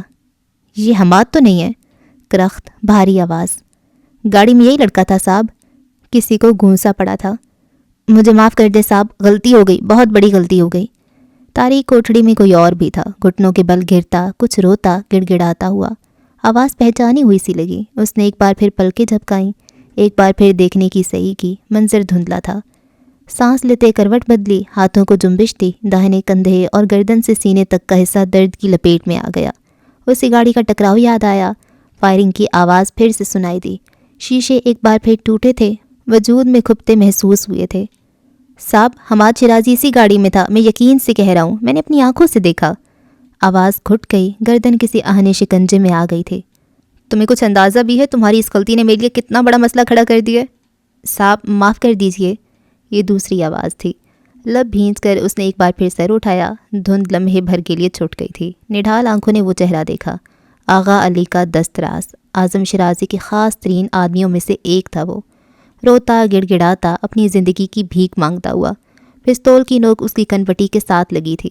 دھندلی سی یاداشت میں کوئی بھولا بسرا منظر تمام تر اذیتوں کے ساتھ واضح ہوا۔ آپ کی جیپ کہاں ہے؟ اس نے پوچھا تھا۔ خراب ہے، میکینک کو ٹھیک کرنے کے لیے دی ہے، کچھ دن لگ جائیں گے، آغا علی کہہ رہا تھا۔ کار ایکسیڈنٹ سے پہلے روانگی کے وقت دوسری شاہراہ پر اس نے جیپ دیکھی تھی۔ جیپ میں حماد تھا، اس کی گاڑی بدلی گئی تھی۔ اسے بحفاظت کہیں پہنچانے کے لیے اس کی زندگی داؤ پر لگائی گئی تھی۔ اسے صدمہ ہوا، مگر غلط صدمہ ہوا۔ اس کی زندگی اہم نہیں تھی، اس کے ساتھ ایسا کیا جا سکتا تھا۔ اس نے ایک بار پھر درد کی لہر کو دباتے ہوئے اٹھنے کی کوشش کی اور ایک بار پھر منہ کے بل گرا۔ سر کا درد ایک دم سے بڑھ گیا، حلق سے کرہ نکل گئی۔ اس شخص نے مڑ کر پیچھے دیکھا، وہ فارس وجدان کے عین سامنے پنجوں کے بل بیٹھ گیا۔ آنکھوں میں غصہ تھا، نقاب میں لپٹا چہرہ اور تاثرات متحمل سے تھے۔ بالوں سے پکڑ کر اس کا سر اٹھایا۔ یہ کون ہے؟ وہ اب اسے بغور دیکھ رہا تھا۔ فارس کے پیشانے سے خون کی دھار، کان اور پھر گردن سے اس کی سفید شرٹ کو مزید رنگنے لگی۔ صاحب، اعظم صاحب کے ملازم کا بیٹا ہے، عقب میں عبدل نے جھکے سر کے ساتھ کانپتی آواز میں کہا تھا۔ ملازم کا بیٹا؟ استفہامیہ نگاہوں سے اس نے فارس کا چہرہ، پھر شرٹ کا کالر، سویٹر، جینز اور جوتے دیکھے۔ ملازم کے بیٹے کیا اس طرح برانڈڈ کپڑے پہنتے ہیں؟ استہزائیہ انداز میں کہتے اب کہ اس نے عبدل کو دیکھا، داہنے ہاتھ سے اپنے پسٹل کی نوک سے سر کھجایا۔ عبدل نے گھبرا کر فارس کو دیکھا، پھر گرتا پڑتا نقاب پوش کے سامنے جھک گیا۔ اب وہ اپنی سوچ اور فہم کے مطابق جو کچھ اس کے بارے میں جانتا تھا بتاتا جا رہا تھا۔ انٹرسٹنگ۔ پوری بات سن لینے کے بعد وہ اسے چھوڑ کر اٹھ گیا۔ عبدل سر جھکاتا مؤدب سا پیچھے ہو کر اپنے قدموں پر کھڑا ہو گیا۔ تو تم مجھے یہ بتانا چاہتے ہو کہ یہ کسی وجدان کا بیٹا ہے جو کہ اعظم شیرازی کا آدمی تھا؟ جی صاحب۔ کبھی ملے اس سے؟ جی، چونک کر سر اٹھایا۔ وجدان سے ملے ہو کبھی؟ تم کافی عرصے سے کام کر رہے ہو، اعظم شیرازی کی ہر آدمی کو تم سے بہتر اور کون جان سکتا ہے؟ عبدل نے کچھ ہکلا کر اسے دیکھا۔ وہ کسی وجدان سے کبھی نہیں ملا تھا، خشک لبوں کو تر کرتے اس کی نگاہ فارس پر گئی، جس کی بوجھل آنکھوں میں شوق اور صدمہ اترا ہوا تھا، خوف اور وحشت ٹھہری ہوئی تھی۔ جانے ان آنکھوں میں کیا تھا کہ وہ لمحے بھر کے لیے اپنی جگہ ٹھہر سا گیا۔ وہ اس کے سب سے چھوٹے بیٹے کا ہم عمر تھا، جسے بچانے کے لیے اسے مجبوراً یہ سب کرنا پڑا تھا۔ جی صاحب، جانتا ہوں اسے۔ ٹھیک ہے، کافی ہے اتنا۔ ہاتھ اٹھا کر اسے روک دیا۔ عبدل ایک سہمی ہوئی سے نگاہ فارس پر ڈالتا کچھ پریشانی سے چپ ہو گیا۔ نقاب پوش پنجوں کے بل بیٹھا اب اسے دیکھ رہا تھا۔ اس کی کھوجتی پرکھتی آنکھوں میں عجیب سا تاثر نظر آ رہا تھا، اسے جانچتے ہوئے جیسے اس کی اہمیت کا اندازہ لگانے کی کوشش کر رہا تھا۔ وہ اس کی ذات میں اعظم شیرازی کی کوئی کمزوری ڈھونڈنا چاہ رہا تھا۔ ایک مردہ ملازم کا بیٹا بھلا ان کے کس کام آ سکتا تھا؟ وہ اس کے ذریعے کیا پا سکتے تھے؟ ایسا کون سا دباؤ تھا جو وہ اعظم شیرازی پر ڈال سکتے تھے؟ خونی رشتہ ہوتا تو الگ بات تھی، مگر وہ تو کچھ بھی نہ تھا۔ تو تمہارے مالک نے تمہیں ہمارے آگے ڈال دیا تاکہ وہ اپنے پوتے کو بچا سکے؟ وہ کافی دیر تک ہنستا رہا، اس کے غم پر، دکھ پر، صدمے پر بے خبر ہو کر ہنستا رہا۔ وہ مجھے ہمیشہ حیران کرتا ہے، مگر اس بار ناقابل یقین۔ بمشکل سانس لیتے فارس نے لب بھینچ لیے تھے۔ تو اب تمہارا کیا کریں؟ چمکتی سلگتی آنکھیں اس کے چہرے پر جم گئیں۔ تم ہی بتا دو لڑکے، اب ہم کیا کریں؟ اس کا انداز استہزائیہ تھا۔ اب تو تمہارا باپ بھی زندہ نہیں ہے جو تمہارے بڑے صاحب کے پاؤں پکڑ کر منت کرے کہ میرے بیٹے کو بچا لو۔ کوئی شے اس کے دل کے آر پار ہوئی تھی، کوئی زخم پھر سے ہرا ہوا تھا۔ بھئی ایسا کچھ ہو جاتا تو ہمارے وارے نیارے ہو جاتے، یہ جو ہم نے اتنی محنت کی ہے اس کے بدلے بھاری تاوان وصول کرتے۔ کیوں؟ ٹھیک کہہ رہا ہوں نا میں؟ گردن موڑ کر اپنے آدمیوں سے تصدیق چاہی۔ انہوں نے کچھ خفیف ہو کر شرمندگی سے سر جھکا لیے تھے، جانتے تھے کہ ان کے مالک کو پیسے کی تو سرے سے کوئی کمی ہی نہیں تھی۔ اپنے کپ کپاتے ہاتھوں کو بھینچ کر فارس نے خشک پڑتے لبوں کو دبایا۔ اس کی آنکھیں مکمل بھر گئی تھیں، اس کے نیم کھلے لب کپ کپا رہے تھے، وجود بے جان اور ٹھنڈا پڑ رہا تھا، مگر وہ پورے ہوش و حواس میں اسے دیکھ رہا تھا، اسے سن رہا تھا۔ بھائی ایسے نہیں دیکھو مجھے، ترس آ جائے گا تو میں ایک گولی سے ہی تمہارا کام تمام کر دوں گا۔ اس کی سسکیاں سینے میں تھیں اور وہ باوجود کوشش کے بھی انہیں دبا نہیں سکا۔ ارے تم تو رو رہی ہو؟ وہ کہکا لگا کر ہنس دیا۔ تمہیں لگ رہا ہے تمہارے صاحب اگر تمہیں اتنے مہنگے اسکول میں پڑھنے بھیجتا ہے یا تمہیں یہ مہنگے کپڑے پہننے کو دیتا ہے تو اس کا مطلب ہے کہ تمہاری پرواہ کرتا ہوگا۔ وہ اس کے سامنے جم کر بیٹھ گیا، چہرے سے نقاب بھی ہٹا دیا۔ نیم تاریکی میں اس کے خد و خال کچھ مبہم، کچھ دھندلے سے تھے۔ اسے اس معصوم لڑکے کی بے وقوفانہ سوچ پر ہنسی آ رہی تھی۔ کتنا بڑا صدمہ تھا ایک نوکر کے لیے کہ مالک نے اسے چارے کے طور پر کسی کے آگے ڈال دیا تاکہ وہ خود سے جڑے رشتوں کو محفوظ کر سکے۔ تم ایک پتے کی بات بتاتا ہوں، ہم لوگ اکثر ایسا کرتے ہیں، خوب پیسہ لگاتے ہیں، اہمیت دیتے ہیں، اعتماد جیتتے ہیں، اور پھر جب وقت آ جائے تو ہاتھ پھیلا کر ابرو اٹھاتے چٹکی بجائی اپنے فائدے کے لیے قربان کر دیتے ہیں، جیسے کہ تم کافی انویسٹ کیا ہوگا انہوں نے تم پر، کیونکہ اگر گاڑی میں تم نہ ہوتے تو حماد کی جلی ہوئی لاش ملتی اسے۔ آخری جملے پر اس کا لہجہ کافی سے زیادہ سرد ہو چکا تھا، اس کے اندر بہت غصہ اور بے انتہا نفرت بھری ہوئی تھی، کوئی پرانی مخاصمت تھی، کوئی عداوت یا انتقام۔ اس کا رویہ، اس کے ارادے، اس کی تمام پلاننگز یہی بتاتی تھیں۔ وہ اپنی ناکامی پر مشتعل ہو رہا تھا، بس نہیں چل رہا تھا وہ اعظم شیرازی کی اس ملازم لڑکے کو ابھی کے ابھی جان سے مار ڈالے۔ اس نے اپنی پسٹل کی نالی فارس کی پیشانی سے ٹکا دی۔ خیال تھا وہ جس خوف میں ہے تو اپنی زندگی کی بھیک مانگتے ہوئے روئے گا، گڑ گڑائے گا، مگر اس نے لب بھینچ کر آنکھیں بند کر کے اپنا سر جھکا کر اسے حیران کر دیا۔ وہ لڑکا مرنے کے لیے مکمل تیار بیٹھا تھا، جیسا مالک ہے ملازم بھی ویسے ہیں۔ گردن سے دبوچ کر اس نے ٹریگر پہ ذرا سا دباؤ بڑھایا۔ عبدل نے کچھ بے قراری سے پہلو بدل لیا۔ گن کچھ دیر تک اس کی کنپٹی سے لگی رہی، پھر اس نے ہٹا لی۔ ایسے نہیں، اور اتنی آسانی سے بھی نہیں۔ بڑبڑاتے ہوئے اٹھ گیا، پھر اپنے آدمی کی طرف مڑا۔ شیر دل سے کہو اس لڑکے کو لے جائے۔ عبدل کی پیشانی پسینے سے تر ہوئی تھی، وہ پشت پر ہاتھ باندھے کھڑا تھا، مگر ہاتھوں میں کپ کپاہٹ واضح ہو رہی تھی۔ شیر دل کون تھا اور کیا کام کرتا تھا یہ حقیقت اس سے چھپی ہوئی نہیں تھی۔ اور ہاں، رک کر مڑا، اس سے کہنا لاش ہم اعظم شیرازی کو ہی بھیجیں گے، اسے پتہ چلنا چاہیے اگر حماد ہمارے ساتھ آ جاتا تو ہم اس کا کیا حشر کرتے۔ کہہ کر لمبے لمبے ڈگ بھرتا وہ باہر نکل گیا۔ کوٹھڑی کا دروازہ بند ہوا تو تاریکی ہر سو پھیل گئی، فرش سے، دیواروں سے فارس وجدان کے اندر تک آ گئی۔ نم ساکت آنکھوں میں ویرانی لیے وہ متوج سا اپنی جگہ بیٹھا رہ گیا تھا۔ باہر تالا لگنے کی آواز کے ساتھ قدموں کی چاپ ابھری، دو لوگ آپس میں مخاطب تھے، مخصوص تو ان کی وہ آواز اب دور ہوتی جا رہی تھی۔ یک فائر کی آواز گونجی، سیڑھیوں کے اوپر سے کوئی لڑکتا ہوا نیچے آ گرا تھا۔ نقاب پوش نے گہری سانس لے کر اپنی پسٹل کی نالی سے ایک بار پھر سر کو چھوا۔ کتنی بار کہا غلطی نہیں ہونی چاہیے، نہیں ہونی چاہیے، نہیں ہونی چاہیے، مگر یہ سمجھتے نہیں۔ آہنی گیٹ زور سے بند کرتا وہ نظروں سے اوجھل ہو گیا تھا۔ صبح صبح ناشتے سے فارغ ہو کر جنت بھاگتی ہوئی شیرازی مینشن پہنچ گئی۔ مدت سے معلوم ہوا فارس تو صبح 10 بجے جا چکا ہے۔ اس کے ننھے سے دل کو صدمہ سا پہنچا۔ رونی صورت بنائے ڈاکٹر مصطفیٰ کے پاس گئی اور سسکیاں لے لے کر بتایا کہ اس پر کتنا ظلم ہو گیا تھا۔ جنہ، وہ آپ سے کل شام کو مل کر تو گیا تھا؟ انہوں نے اس کے آنسو پونچھتے پیار کرتے یاد دلایا۔ وہ اس کے اس طرح ایموشنل ہونے پر حیران تھے۔ کل شام ملا تھا، صبح بھی تو ملنا چاہیے تھا۔ اس کا سرخ چہرہ اور بھری ہوئی آنکھیں دیکھ کر وہ مسکراہٹ ضبط کرتے نرم پڑے۔ ہاں واقعی بہت غلط کیا اس نے، مل کر جانا چاہیے تھا اسے۔ اللہ حافظ بھی بولنا چاہیے تھا اس کو، ہاتھ بھی ہلانا چاہیے تھا۔ بالکل، تائید میں سر ہلایا۔ آپ اس کو ڈانٹیں گے نا؟ ضرور ڈانٹوں گا اسے، وہی ایسے کیسے کر سکتا ہے وہ؟ سلیم نے اپنے سر پہ ہاتھ مارا۔ اگر ان کی جنہ کو چیونٹی کے گھر سے بھی کوئی مسئلہ ملے گا تو وہ نکال لائے گی۔ وہ آنکھیں رگڑتی اپنے دوستوں کے پاس باہر چلی گئی، ان کو پوری بات بتائی۔ اس کے تمام بیسٹ فرینڈز مونی، کاکا، ٹیپو اور شاکا، سب کا خیال تھا فارس نے بہت غلط کیا تھا۔ صبح سویرے ملے بغیر چلا گیا، دوست بھلا ایسا کرتے ہیں؟ اب جب وہ آئے گا تو ہم اس سے بات نہیں کریں گے، ٹیپو نے سب کو بڑی سمجھداری سے تلقین کی۔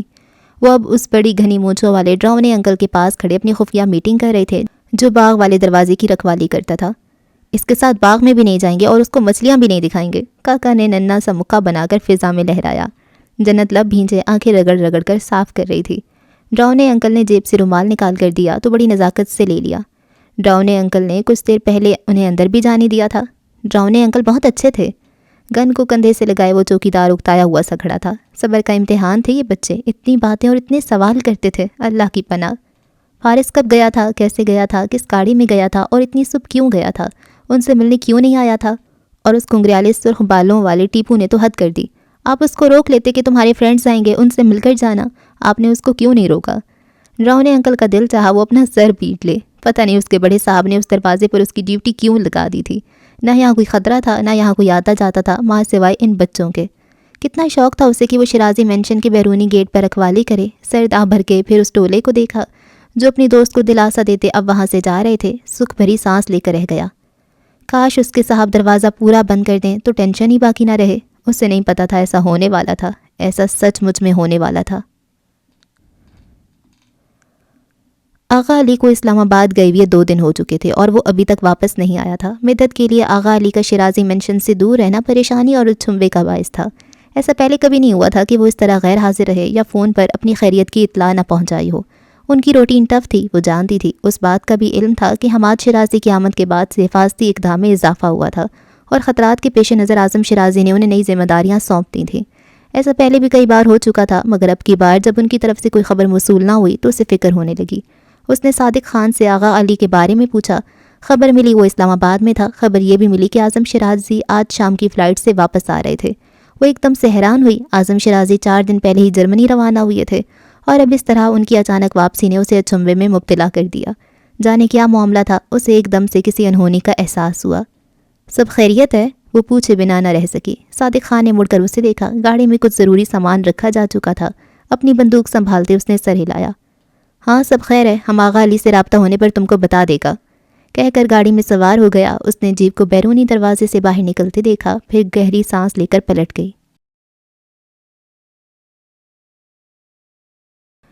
وہ دیوار کے سہارے بے حس و حرکت پڑا تھا، لب باہم پیوست اور آنکھیں ساکت تھیں۔ چہرے پر تکلیف دہ تاثرات نمایاں ہو رہے تھے، سانس لینے میں دشواری آ رہی تھی۔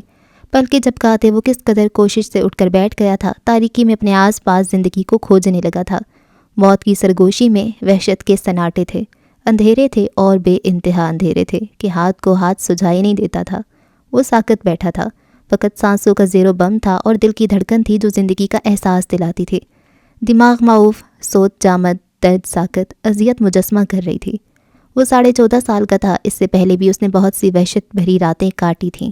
اس وقت جب ہارون اسے چھوڑ کر گیا تھا اور اس وقت بھی جب اسے ہاسٹل میں شفٹ کر دیا گیا تھا۔ ہاں ایسی ہی خوف بھری وحشت ناک راتیں کئی بار زندگی میں آئی تھیں، مگر تب وہ آنکھیں کھولتا تھا تو ہر ایک شے کو ہیت ملتی تھی، چاند نظر آتا تھا، آوازیں سنائی دیتی تھیں، مگر اب ایسا کچھ نہ تھا۔ اسے گمان ہوا اس کی سماعت کام نہیں کر رہی، اس کی بینائی ختم ہو چکی ہے۔ متوش ہو کر اٹھنے کی کوشش کی مگر اٹھ نہ سکا۔ لبوں کو جنبش دی تو آواز حلق سے نہ نکلی، نیم کھلی آنکھیں بھیگ گئیں۔ ہر زخم کی ایک ٹیس تھی، ہر درد کا ایک مصدر تھا۔ اسے ہارون شیرازی اور آرزو جہانگیر کا خیال آیا۔ اس کی ماں اس وقت کسی مشہور برانڈ کے خوبصورت کپڑوں میں ملبوس ریمپ پر جلوہ افروز ہو رہی ہوگی، یا کسی مشہور بااثر فیشن میگزین کے لیے اس کا فوٹو شوٹ ہو رہا ہوگا۔ اس کی حالت سے قطعی بے خبر اس وقت کسی انٹرویو میں ہنستے مسکراتے اپنی کامیابیوں کے گن گا رہی ہوگی۔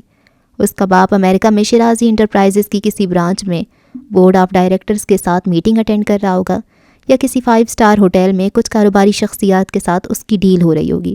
بے تحاشا پیسہ، کامیابی اور اپنی مضبوط پہچان اس کا مقصد ہو چکی تھی، اور جمیلہ داؤد اپنے بیٹے حماد کے ساتھ خوشیوں بھری ساعتوں میں مگن ہوں گی۔ اس وقت اپنی زندگیوں میں مصروف اس کے خونی رشتوں میں سے کسی کو بھی اس کا خیال نہیں آ رہا ہوگا، انہیں تو اب تک وہ یاد بھی نہیں رہا ہوگا۔ ہر منظر خود سے بنتا تھا اور تاریک آنکھوں میں سما جاتا تھا۔ ہر رشتے کی اپنی ایک کہانی تھی، اور اس کہانی میں اس کا نام و نشان تک نہ تھا۔ ایک غیر ضروری کردار، ایک اضافی بوجھ جسے وہ بہت پہلے ہی مار چکے تھے۔ نہ ہارون شیرازی کی زندگی رکی تھی، نہ آرزو جہانگیر نے پلٹ کر خبر لی تھی۔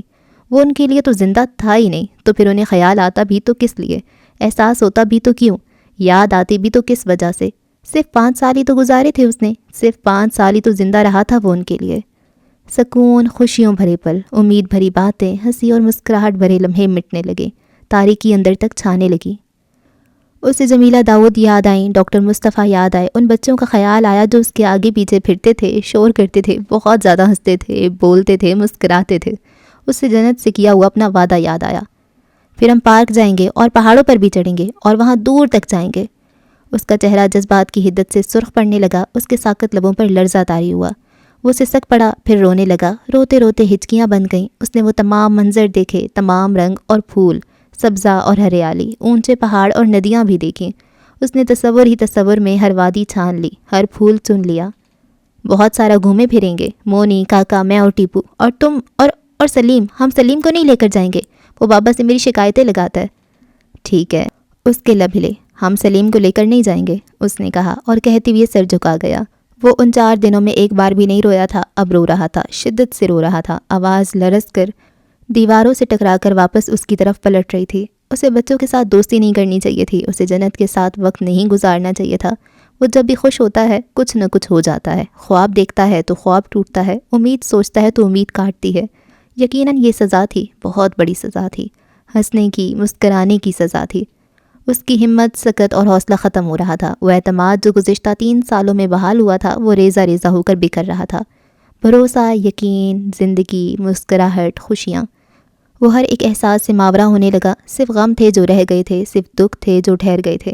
اسے ایک دم سے ہر شے سے، ہر ایک رشتے، ہر ایک یاد سے خوف آنے لگا، ہر اس آواز سے جو سناٹے میں اس کے آس پاس گونجنے لگی تھی، ہر وہ بات جو اب اسے یاد آنے لگی تھی۔ تم آرزو کے بیٹے ہو، تمہاری اوقات یہی تھی کہ تمہیں کچرے کے ڈھیر پر پھینک دیا جاتا، اور اسے پھینک دیا گیا تھا۔ وہ کم عمر تھا، اعصاب کی مضبوطی بھی بس ایک حد تک تھی، اتنا مضبوط نہیں تھا کہ بہادری دکھا سکتا یا کوئی امید جگا سکتا۔ بار بار کچھ چہرے آنکھوں میں آ رہے تھے، چنگھاڑ سی آواز تھی، موت کا پیغام تھا۔ اس کی ریڑھ کی ہڈی میں سرد دہر دوڑی تھی، جسم کا روم روم کانپ اٹھا تھا۔ اندھیرا اور موت، موت اندھیرے میں ڈھل گئی تھی، کوٹڑی قبر ہو گئی تھی۔ دماغ سن ہونے لگا، رگوں پے میں خوف سرایت کر چکا تھا۔ مجھے نکالو یہاں سے، وہ ایک دم سے متوش ہو کر چیخا، اور کافی دیر تک چیختا رہا۔ آواز راہداریوں سے ہو کر واپس پلٹ آئی تھی۔ اسے کسے پکارنا چاہیے، کسے آواز دینی چاہیے، کسی کی منت کرنی چاہیے۔ کون تھا جو اسے بچا سکتا تھا، یہاں سے زندہ سلامت نکال سکتا تھا؟ اسی اذیت میں اس کا دماغ ایک بار پھر غنودگی میں چلا گیا تھا۔ فارس کا فون نمبر ہے؟ وہ صبح سویرے اسکول جانے سے پہلے اپنے دوستوں کے ساتھ اس سے یہ پوچھنے آئی تھی۔ مدت مسکرا کر رہ گئی، اسکول یونیفارم اور 2 پونیوں کے ساتھ، نکھرا نکھرا سا چہرہ، بیگ اور دوسرے ہاتھ میں پانی کی بوتل تھی، آنکھوں میں اشتیاق ٹھہرا تھا۔ نہیں، اس کا کوئی فون نمبر نہیں ہے۔ پنجوں کے بل بیٹھ کر اس کی پونیوں کو درست کیا، ماتھے پر برابر کٹے بالوں کو ترتیب سے بکھیرا۔ قمیض کا اوپر والا بٹن نیچے والے بٹن میں پھنسا ہوا تھا، انداز سے ظاہر تھا جلد بازی میں تیار شیار ہو کر وہ یہاں آئی تھی تاکہ سلیم کی نظروں سے بھی بچ سکے اور وین بھی نہ چھوٹے۔ اس کے سپاہی دوست بھی اس کے ساتھ ہی تھے۔ ٹیپو نے اسکول سے چھٹی کی تھی، اس کے چچا دوسرے شہر سے آئے تھے، کاکا بیمار تھا، اور ایسا بیمار تھا کہ فریش تھا، ہنستا مسکراتا بھاگم بھاگ اس کے کہنے پر چلا آیا تھا۔ مونی البتہ اسکول کے لیے تیار ہو کر آئی تھی، جنت کی مدد کر کے اس نے پھر اپنے اسکول جانا تھا۔ پھر آپ اس سے کیسے بات کرتی ہیں؟ مدت کچھ کہتے کہتے چپ ہو گئی۔ میرے بابا کہتے ہیں ویکنڈ پر اس سے ملنے جائیں گے، اتنے سارے دن بعد ویکنڈ آئے گا۔ مدت کو احساس ہوا وہ بچی فارس کو مس کر رہی تھی۔ پچھلے 2 دنوں میں یہ اس کا تیسرا چکر تھا۔ پہلے 2 دن وہ دوپہر میں اپنا غصہ ٹھنڈا ہو جانے کے بعد یہ کنفرم کرنے آئی تھی آیا وہ واقعی جا چکا ہے یا نہیں۔ اسے جانے کیوں یہ لگ رہا تھا کہ وہ کمرے میں کہیں چھپا ہوا ہے اور اس سے ملنا نہیں چاہتا۔ مدت نے فارس کے کمرے کا دروازہ کھول کر اسے دکھایا کہ وہ یہاں نہیں ہے۔ وہاں ہوگا، وہ شیرازی مینشن کی طرف اشارہ کر رہی تھی، گو کہ ملازمین کو وہاں بلا ضرورت جانے کی اجازت نہیں تھی، نہ ہی بغیر اجازت کوئی صدر دروازہ عبور کر سکتا تھا، مگر چونکہ وہ سرونٹس کی ہیڈ مدت آغا تھی، اس کا ہاتھ ہمیں اپنے ساتھ لے کر گئی، گھما پھرا کر پورا گھر دکھایا کہ تمہارا دوست فارس یہاں بھی نہیں ہے۔ اس سے مدت پہ یقین نہیں تھا، آوازیں دے کر اسے بلاتے ہوئے اپنی تسلی کرتی رہی، مجھے پتہ ہے تم یہیں ہو، باہر آؤ، مگر وہ باہر نہیں آیا تھا۔ وہ بوجھل دل کے ساتھ واپس چلی گئی۔ تیسرے دن وہ اس کا حال احوال پوچھنے آئی تھی اور مدت گم سم اسے دیکھ کر رہ گئی۔ جانے کیا بات تھی اس بچی کا فارس کے لیے ایسا رویہ، ایسی فکر، ایسا انتظار اسے دکھی کر گیا، اور آج وہ اس سے فون نمبر مانگنے آئی تھی۔ فارس ہاسٹل میں رہتا ہے، روزمرہ کی بنیاد پر اس سے کوئی بات نہیں ہو سکتی، یہ باتیں ننھی سی جنت سمجھ نہیں پا رہی تھی۔ فارس اسے بتا کر گیا تھا کہ وہ گرمی کی چھٹیوں میں ضرور آئے گا۔ اب اتنے سارے دنوں کے بعد گرمیوں کی چھٹیاں آنی تھیں، اتنا سارا انتظار کون کرے؟ ان چند دنوں میں جتنی ڈرائنگز اس نے بنائی تھی وہ اسے دکھانا چاہتی تھی، جو ٹیسٹ اچھے نمبروں سے پاس کیے تھے وہ ٹیسٹ بھی، اس کے کلاس ٹیچر نے گال پر سٹار بنایا تھا وہ سٹار بھی دکھانا ضروری تھا، اور وہ سٹیکر جو ہاتھ کی پشت پہ لگے ہوئے تھے وہ سٹیکرز بھی، مگر وہ کیا کرتی؟ اس نے اسکول کی کینٹین سے 2 چاکلیٹس خریدیں، ایک کھا لی تھی، دوسری فارس کے لیے رکھ لی، شام تک اداس ہو کر وہ بھی کھا لی، پھر اس بات کا غم کہ اسے فارس کے لیے رکھ لینا چاہیے تھا، پھر تسلی کہ کل دوسری لے لینا تھی۔ اپنا ہوم ورک کر کے پھر اپنے نانا کے پاس پہنچ گئی۔ ویکنڈ میں پورے 4 دن باقی تھے۔ کیا ہم واقعی جائیں گے؟ بالکل جائیں گے، مسکراتی بھی کہا۔ وہ بھی مسکرائی۔ کیوں نہ آپ اس کے لیے گفٹ پیک کریں، کچھ ڈرائنگز بنائیں؟ وہ تو میں نے بنائی ہیں، ابھی دکھاتی ہوں۔ بھاگ کر گئی اور سارے صفحے سمیٹ لائی۔ یہ گھر فارس کا ہے، یہ میرا ہے، اور یہ والا آپ کا ہے بابا۔ اسے گود میں بٹھائے وہ اس کے بنائے گئے نمونے دیکھنے لگے۔ اس نے ڈرائنگ پیپر پر فارس اور اپنے نانا کے گھر ان کے قد کے حساب سے بڑے بڑے، اونچے لمبے بنا رکھے تھے۔ اپنا گھر قدرے چھوٹا رکھا تھا، وہ خود بھی تو چھوٹی تھی۔ ارے الگ الگ گھر، ہم تینوں کو تو ایک ہی گھر کافی تھا۔ اس نے رک کر لمحے بھر کو سوچا۔ نہیں بابا، الگ الگ ٹھیک ہیں، اتنے بڑے بڑے، ہمارا سامان بھی تو زیادہ ہے، اور فارس کی اتنی ساری کتابیں ہیں، ایک ہی گھر میں ہوں گے تو جگہ تنگ ہو جائے گی۔ اپنی سوچ و فہم سے وضاحت دی۔ لیکن مجھے تو الگ گھر نہیں چاہیے، باہوں میں سمیٹ کر اس کا گال چوما۔ مجھے تو اپنی جنہ کے ساتھ اس کے گھر میں رہنا ہے۔ اور ان کی جنہ کو نئی فکر لگ گئی۔ آپ میرے گھر میں پورے نہیں آؤ گے؟ وہ ہنستے گئے، پھر ہنستے ہی رہے۔ میں یہ فارس کو دوں گی۔ گود سے اتر کر گوند سے جڑے صفحے دیے۔ یہ کیا ہے؟ کاغذ کھول کر دیکھا، وہ بھی گھر تھا، ہر تصویر میں گھر تھا، پھول تھے، درخت تھے اور پہاڑ تھا، پرندے تھے اور ندی تھی نیلے رنگ کی، اور جس کا پانی پہاڑ سے سیدھا گھر کے آگے سے گزرتا تھا، اور نہر میں چند ایک مچھلیاں تھیں۔ ان کی مسکراہٹ سمٹ گئی، آنکھوں میں حزن آ گیا، سر اٹھا کر اپنی جنت کو دیکھا۔ وہ دوسرے صفحے الٹ رہی تھی، کچھ اور ڈھونڈ رہی تھی۔ آج اس نے اسکول سے بلیوں کے سٹیکرز خریدے تھے۔ اگر فارس اصل بلیوں سے دور بھاگتا ہے تو سٹیکر والی بلیاں اسے اچھی لگیں گی۔ وہ اپنی دھن میں جانے اور کیا کہہ رہی تھی، کیا بتا رہی تھی، مگر وہ چپ چاپ گھر ہاتھ میں لیے اسے بس دیکھے جا رہے تھے۔ آپ فارس کو مس کر رہی ہیں؟ انہوں نے بہت نرمی سے پوچھا۔ وہ میرا دوست ہے، دوستوں کو مس کرتے ہیں بابا، سمجھایا۔ وہ لاجواب ہوئے۔ ہم روز ملنے نہیں جا سکتے؟ سارے صفحے سمیٹ کر ٹیبل پہ رکھے، اپنی گردن تک کٹے اور ہیئر بینڈ سے نکلتے بالوں کو کان کے پیچھے کر کے پوچھا۔ 1 ماہ 25 دن فارس یہاں گزار کر گیا تھا۔ وہ ہر روز اسے دیکھتی تھی، ہر روز اس سے ملنے جاتی تھی۔ اس کی غیر موجودگی میں اس پر اثر پڑا تھا، وہ بہت اداس ہو رہی تھی۔ نہیں، ہم صرف 1 بار جا سکتے ہیں، بس یہ 4 دن تو رہ گئے۔ انہوں نے سر پہ ہاتھ پھیرتے ہوئے نرمی سے سمجھایا۔ اس کے لیے وہ 4 دن بس 4 دن نہیں تھے، مگر نانا یہ بات نہیں سمجھ سکتے تھے۔ وہ گود میں چڑھ کر اپنا ٹیسٹ دکھانے لگی۔ اس کی کلاس کے قصے اور دوستوں کی باتیں تھیں، اور وہ سنتے ہوئے اس کا پورا ساتھ دے رہے تھے۔ حیران کن بات پہ حیران ہو رہے تھے، جو بات جنت کے لیے مزاحیہ تھی اس پر ہنس رہے تھے۔ لمحوں میں سارے دن کی تھکن اتر گئی۔ جنت ان کا سکون تھی، وہ اس کی موجودگی میں ہر پریشانی سے مبرا ہو جاتے تھے۔ نیم غنودگی کے عالم میں کسی نے سہارا دے کر اس کے لبوں سے پانی کا گلاس لگایا تھا۔ وہ عبدل تھا، اس کی آنکھوں میں وحشت ٹھہری تھی، اس کے ہاتھ بھی کپ کپا رہے تھے۔ وہ اپنے لبوں کو جنبش دیتے ہوئے کچھ کہنے کی کوشش کرتا تھا، مگر لفظ ادا نہ ہوتے تھے۔ مجھے معاف کر دو، میں مجبور تھا، بات نہ مانتا تو میرا بیٹا مارا جاتا، مجھے نہیں پتا تھا گاڑی میں تم ہو، میں سمجھا وہ حماد بابو۔ کہتے کہتے رک گیا۔ فارس وجدان کی نیم کھلی آنکھوں میں ابھرتا، وہ بے جان سا تاثر تھا ہی ایسا۔ عبدل ایک جھٹکے سے پیچھے ہٹا اور اٹھ کر چلا گیا۔ کوٹڑی ایک بار پھر اندھیر ہو گئی۔ اس نے اپنے گھٹنوں پہ سر رکھ لیا، آنکھیں بوجھل تھیں، وجود زخموں سے چور اور نڈھال تھا۔ جو تھوڑی بہت سکت تھی وہ چیخنے چلانے میں ختم ہو چکی تھی۔ جانے مزید کتنا وقت گزرا اسے کچھ اندازہ نہ تھا۔ وہ یہ بھی نہیں جانتا تھا دن کا وقت تھا یا رات کا سماں تھا، مگر کوٹڑی کا دروازہ ایک بار پھر کھل گیا تھا۔ فلیش لائٹ ایک بار پھر چمکی تھی۔ عبدل ہاتھ میں پانی کا گلاس لیے داخل ہوا تھا۔ مڑ کر باہر دیکھتے اس نے اپنی طرف سے جیسے کسی بات کی تسلی کی تھی۔ انداز سے واضح تھا وہ پانی کے بہانے محض اس سے بات کرنے ہی آیا ہے۔ اس نے گلاس نیچے رکھ دیا۔ اس کے پیچھے کی جانب بندے ہوئے ہاتھوں کی رسی اس نے ڈھیلی کر دی۔ یہ لوگ کل شام تک تمہیں مار دیں گے۔ کندھوں سے تھام کر اسے آگاہی دی تھی۔ یہ تمہاری لاش اعظم شیرازی کو بھیجیں گے۔ سن رہے ہو میں کیا کہہ رہا ہوں؟ اس نے سر اٹھا کر خالی نظروں سے اسے دیکھا تھا۔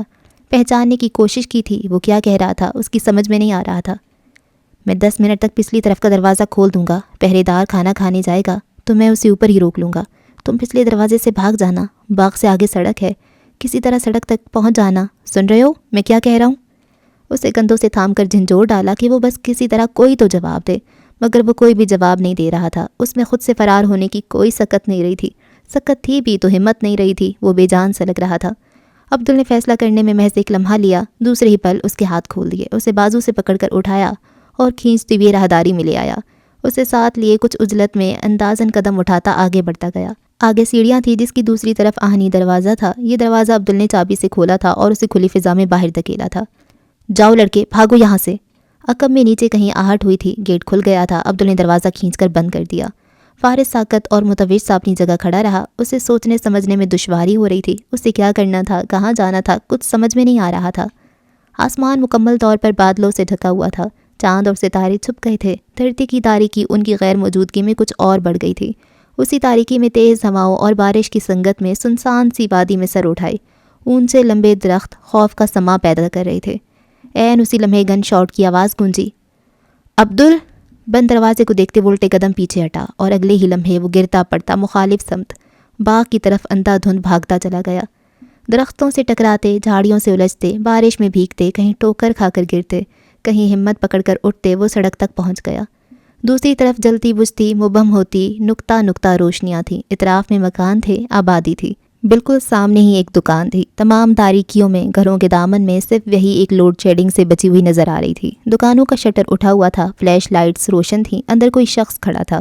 وہ اس تک پہنچا تو دکاندار نے مڑ کر کچھ حیرت سے اس زخمی اور حال سے بے حال ہوتے لڑکے کو دیکھا۔ فارس کی سمجھ میں نہیں آ رہا تھا وہ اس سے کیا کہے اور کیسے کہے، دماغ بالکل خالی تھا، آنکھوں میں وحشت سی ٹھہری ہوئی تھی۔ وہ لوگ اس جگہ سے زیادہ دوری پر نہیں تھے، بعید نہیں تھا کہ وہ اسے ڈھونڈتے ہوئے یہاں تک آ جاتے۔ مجھے فون کرنا ہے۔ اس کی آواز لرز رہی تھی۔ دکاندار اس کی حالت دیکھ کر ایک دم سے گھبراہٹ کا شکار ہوا تھا، پھر اسے اندر آنے دیا۔ اپنا موبائل نکال کر اسے دیا۔ وہ بارش میں مکمل طور پر بھیگا ہوا کچھ دیر تک کھڑا رہا۔ اس کے ہاتھ کانپ رہے تھے، دماغ بالکل معوف تھا۔ کال کیسے کرے؟ اس کی سانسیں بھاری تھیں۔ رک کر سوچا، ذہن پر زور دیا، پھر نمبر ملانا شروع کیا تو نمبر بھولنے لگا۔ دکاندار منجمد سا اسے دیکھے جا رہا تھا۔ اس نے دوسری بار نمبر ملایا، پھر تیسری بار، رک کر، ذہن پر زور دے کر، یاد کر کے۔ بیل جانے لگی تو اس نے ہانپتے ہوئے مڑ کر سڑک کی طرف دیکھا تھا۔ اکا دکا گاڑیاں گزر جاتی تھیں، ورنہ سڑک سنسان سی نظر آتی۔ چوتھی سے پانچویں بیل پر فون اٹھا لیا گیا۔ ہیلو؟ آواز جنت کی تھی۔ وہ کرسی پر چڑھ کر فون کان سے لگائے کھڑی تھی۔ ہیلو؟ اس کے لب ہلے۔ جنت؟ آپ کون؟ میں فارس، نانا کو فون دو، مجھے ان سے بات کرنی ہے۔ اس کا ایک ایک لفظ بمشکل ادا ہوا تھا، گن شاٹ کی آواز جیسے سماعت میں ٹھہری ہوئی تھی۔ فارس؟ وہ ایک دم سے چیخی، پھر کرسی پر کھڑے کھڑے کچن کی طرف منہ کیا۔ سلیم، فارس کا فون ہے، میں نے کہا تھا نا وہ فون کرے گا۔ خوشی سے چہرہ چمک اٹھا تھا۔ برتن دھوتے ہوئے سلیم نے ایک لمبی سی سانس لی۔ یہ کوئی تیسری کال تھی جو ریسیو کرتے اس ننھی افلاطون کا خیال تھا کہ فارس کا ہوگا۔ وہ ہاسٹل سے یہ بتانے کے لیے فون کرے گا وہ بالکل ٹھیک ہے، کیونکہ اس نے مدت کو خط دیا تھا اور خط اب تک پہنچ بھی گیا ہوگا۔ میں نے تمہیں بہت مس کیا، تمہیں پتہ ہے ٹیپو کی سائیکل چوری ہو گئی؟ وہ فون کوڈ کو اپنے بازو میں گھماتی وہیں بیٹھ گئی۔ اور بابا نے کہا، جنت، اس نے فوراً سے اس کی بات کاٹی۔ جنت میری بات سنو۔ آواز بھیگی ہوئی تھی، لہجہ گلوگیر ہو رہا تھا۔ نانا سے بات کرواؤ میری۔ بابا تو بیزی ہیں، تم مجھ سے بات کر لو۔ وہ دیوار پر ہاتھ رکھے کھڑا تھا، اپنی پیشانی بھی ٹکا لی۔ پلیز میری بات کروا دو۔ وہ کتنی مشکل سے ضبط کیے کھڑا تھا، رو دیا۔ ان سے کہو میں اس وقت، گردن موڑ کر سڑک کی طرف دیکھا، سنسان راستے اور تاریکی کو دیکھا۔ میں پتہ نہیں اس وقت کہاں ہوں۔ لبوں میں جنبش ہوئی، آنکھوں پر ہاتھ رکھ لیا۔ فارس رو رہا ہے؟ جنت اب کے حیران، پھر صحیح معنوں میں پریشان ہوئی۔ بابا تو گھر پہ نہیں ہے، تمہیں کیا ہوا؟ تم کیوں رو رہے ہو؟ تمہیں چوٹ لگی ہے؟ ہاں مجھے چوٹ لگی ہے۔ سلیم؟ وہ کرسی سے اتر کر کچن کی طرف بھاگی۔ اس سے پہلے کہ وہ مزید کچھ کہتا، سڑک پر گاڑی کے ٹائر چرچرائے تھے، جھٹکے سے بریک لگائی گئی تھی، فون اس کے ہاتھ سے چھوٹ گیا۔ وہ حواس باختگی کے عالم میں مڑا۔ اس نے بارش میں کسی کو گاڑی سے نکلتے دیکھا تھا۔ تیز روشنی سے آنکھیں چندھیا گئی تھیں، اس کا وجود مکمل عیاں ہو گیا تھا۔ وہ اسے دیکھ سکتے تھے، اس تک پہنچ سکتے تھے۔ اس نے کسی کو اپنی جانب عزلت میں قدم اٹھاتے دیکھا۔ حواس باختگی کے عالم میں وہ دکان سے نکل کر مخالف سمت بھاگا تھا۔ سامنے ہی بائیں طرف سے آتی گاڑی کی ہیڈ لائٹس روشن ہوئی تھیں۔ وہ ایک جھٹکے سے رک گیا تھا۔ فارس! کوئی چیخا تھا۔ فضا گولیوں کی تڑتڑاہٹ سے گونجی تھی۔ اس کے وجود کو یکے بعد دیگرے 2 جھٹکے لگے۔ تیسری گولی اس وجود نے کھائی جو ایک دم سے اس کے آگے آ گیا تھا۔ وہ بے جان ہو کر نیچے آ گرا۔ دور کہیں پولیس سائرن کی آواز گونجی تھی۔ شور ایک دم سے تیز ہوا تھا۔ اس کی آنکھیں کھلی ہوئی تھیں مگر کچھ نظر نہیں آ رہا تھا۔ وہ زندہ تھا مگر وجود بے جان پتھر ہو رہا تھا۔ ہاتھ بھاری، انگلیوں کو حرکت دینا بھی مشکل تھا۔ اس کی سانسیں اکھڑنے لگیں، اس کا ذہن تاریک ہونے لگا۔ آس پاس کا شور، آوازیں تھم گئیں، بارش رک گئی، ہر ایک شے حرکات و سکنات سے آری منجمد پتھر ہو گئی۔ گاڑی لاؤ، جلدی سے لاؤ! کوئی چیخا تھا۔ اس کے سینے کے نیچے داہنے حصے پر دباؤ ڈالتے ہاتھ جم گئے۔ وہاں جہاں گولی لگی تھی، وہاں جہاں سے خون بہہ رہا تھا، ضائع ہو رہا تھا، ہاتھ خون سے لتڑے گئے تھے۔ اس کا خون، ان کا خون، بارش میں ایک ہو رہا تھا۔ اسے ایمرجنسی روم میں لے جایا گیا۔ ڈاکٹرز کا عملہ فوری طور پہ متحرک ہوا تھا۔ اینتھیولوجسٹ نے اپنی جگہ سنبھالتے ہوئے وینٹ پائپ میں بریدنگ ٹیوب ڈالی۔ اسی سرد سے دوسری نرس نے بقیہ ماندہ خون سے لتھڑے کپڑے کاٹ کر جسم سے الگ کر دیے۔ اس کی قلبی حرکات و سکنات کا جائزہ لینے کے لیے الیکٹروکارڈیوگرام سینسر سینے سے چسپاں کر دیے گئے۔ لڑکے کے سروائیول چانسز بہت کم تھے، کافی سے زیادہ خون بہہ چکا تھا۔ چیسٹ کمپریشن شروع کیا گیا، کچھ سیمپلز لیے گئے، ایکس رے مشین کھینچ کر قریب کر لی گئی۔ آئی وی لائن کو اس کے بازو سے منسلک کیا گیا تاکہ خون دیا جا سکے، اور تبھی اچانک اس کا دل رک گیا، دھڑکن ختم ہو گئی۔ خون کی کمی کے باعث اسے کارڈیک اریسٹ ہوا تھا۔ سرجن فاریا محض 1 ثانیے کے لیے منجمد ہوئی تھی۔ اگلے ہی پل انہوں نے سرجیکل ٹریسز اسکیپل اٹھا لیا تھا۔ انہوں نے تھوریکٹومی پرفارم کرنے کا ارادہ کر لیا تھا۔ دل ایکسپوز کر کے انہوں نے ایروٹا کو اس طرح سے کلیمپ کیا تاکہ وہ خون کی سرکولیشن جسم کے نچلے حصے سے منقطع کر کے اسے دماغ تک پہنچا سکیں۔ اس دوران وہ اوپن ہارٹ مساج کے ذریعے اسے ریوائیو کرنے کی کوشش کرتی رہیں، جو کہ کامیاب رہی۔ ان کے اطراف میں نرس اور ریزیڈنٹس اپنے کام میں جٹے رہے، گولی نکالتے، زخم کا معائنہ کرتے، خون روکتے، سٹچز لگاتے، ڈرگز ایڈمنسٹریٹ کرتے رہے۔ الیکٹروکارڈیوگرام پر ڈوبتی ابھرتی لکیریں متحرک رہی تھیں۔ آسمان پر کہیں بادل گرجے تھے، بجلی چمک کر اندھیرے میں درار ڈالتی ختم ہو گئی تھی۔ بارش تیز ہو رہی تھی۔ وہ گاڑی میں بیٹھے تھے، چہرہ اسپاٹ، آنکھوں میں سختی ٹھہری تھی۔ ان کے ہاتھ اور کپڑوں پر خون کے نشان تھے، گاڑی کی عقبی نشست پر بھی۔ ڈرائیور اور گارڈ کے علاوہ ان کے برابر میں آغا علی بیٹھا تھا۔ میری غلطی ہے، میں نے آپ سے رابطے کی کوشش کی تھی مگر آپ سے بات نہیں ہو سکی، اور حماد بابو وہ بہت زیادہ مجبور کر رہے تھے۔ وہ رک گیا۔ میں نے اس دن آپ سے بات کی تھی، آپ نے کہا تھا میں حماد کو جب بھی اسلام آباد لاؤں تو اپنی جیپ میں لاؤں، کوئی سیکیورٹی نہیں۔ اس کی آواز کمزور ہو رہی تھی، توجیہات اور دلیلیں سب دھندلی ہو رہی تھیں۔ یہ سچ تھا کہ اسے یہ قدم حماد کی وجہ سے اٹھانا پڑا تھا۔ اس میں اعظم شیرازی کی اجازت شامل نہیں تھی کہ ان سے رابطہ ممکن نہیں ہو سکتا تھا۔ شیرازی مینشن میں حماد محض 3 دن تک رہا تھا۔ چوتھے دن اس کی واپسی تھی۔ اس دن جب وہ آغا علی کو فون پر شیڈیول سے آگاہ کر رہے تھے تو اس نے فارس کی بابت پوچھا تھا۔ وہ ایک لمحے کے لیے رک گئے تھے۔ انہوں نے فارس کے معاملے میں سرے سے کوئی خطرہ نظر نہیں آیا تھا۔ سنڈے تک گاڑی واپس آ جائے گی، تب اسے ہاسٹل ڈراپ کر دینا۔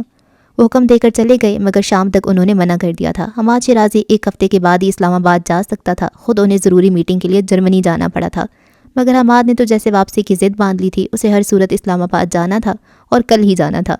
مجبوراً اسے حماد کی بات ماننی پڑی تھی۔ اسے بہت بڑی غلطی، بہت بڑی بھول ہوئی تھی۔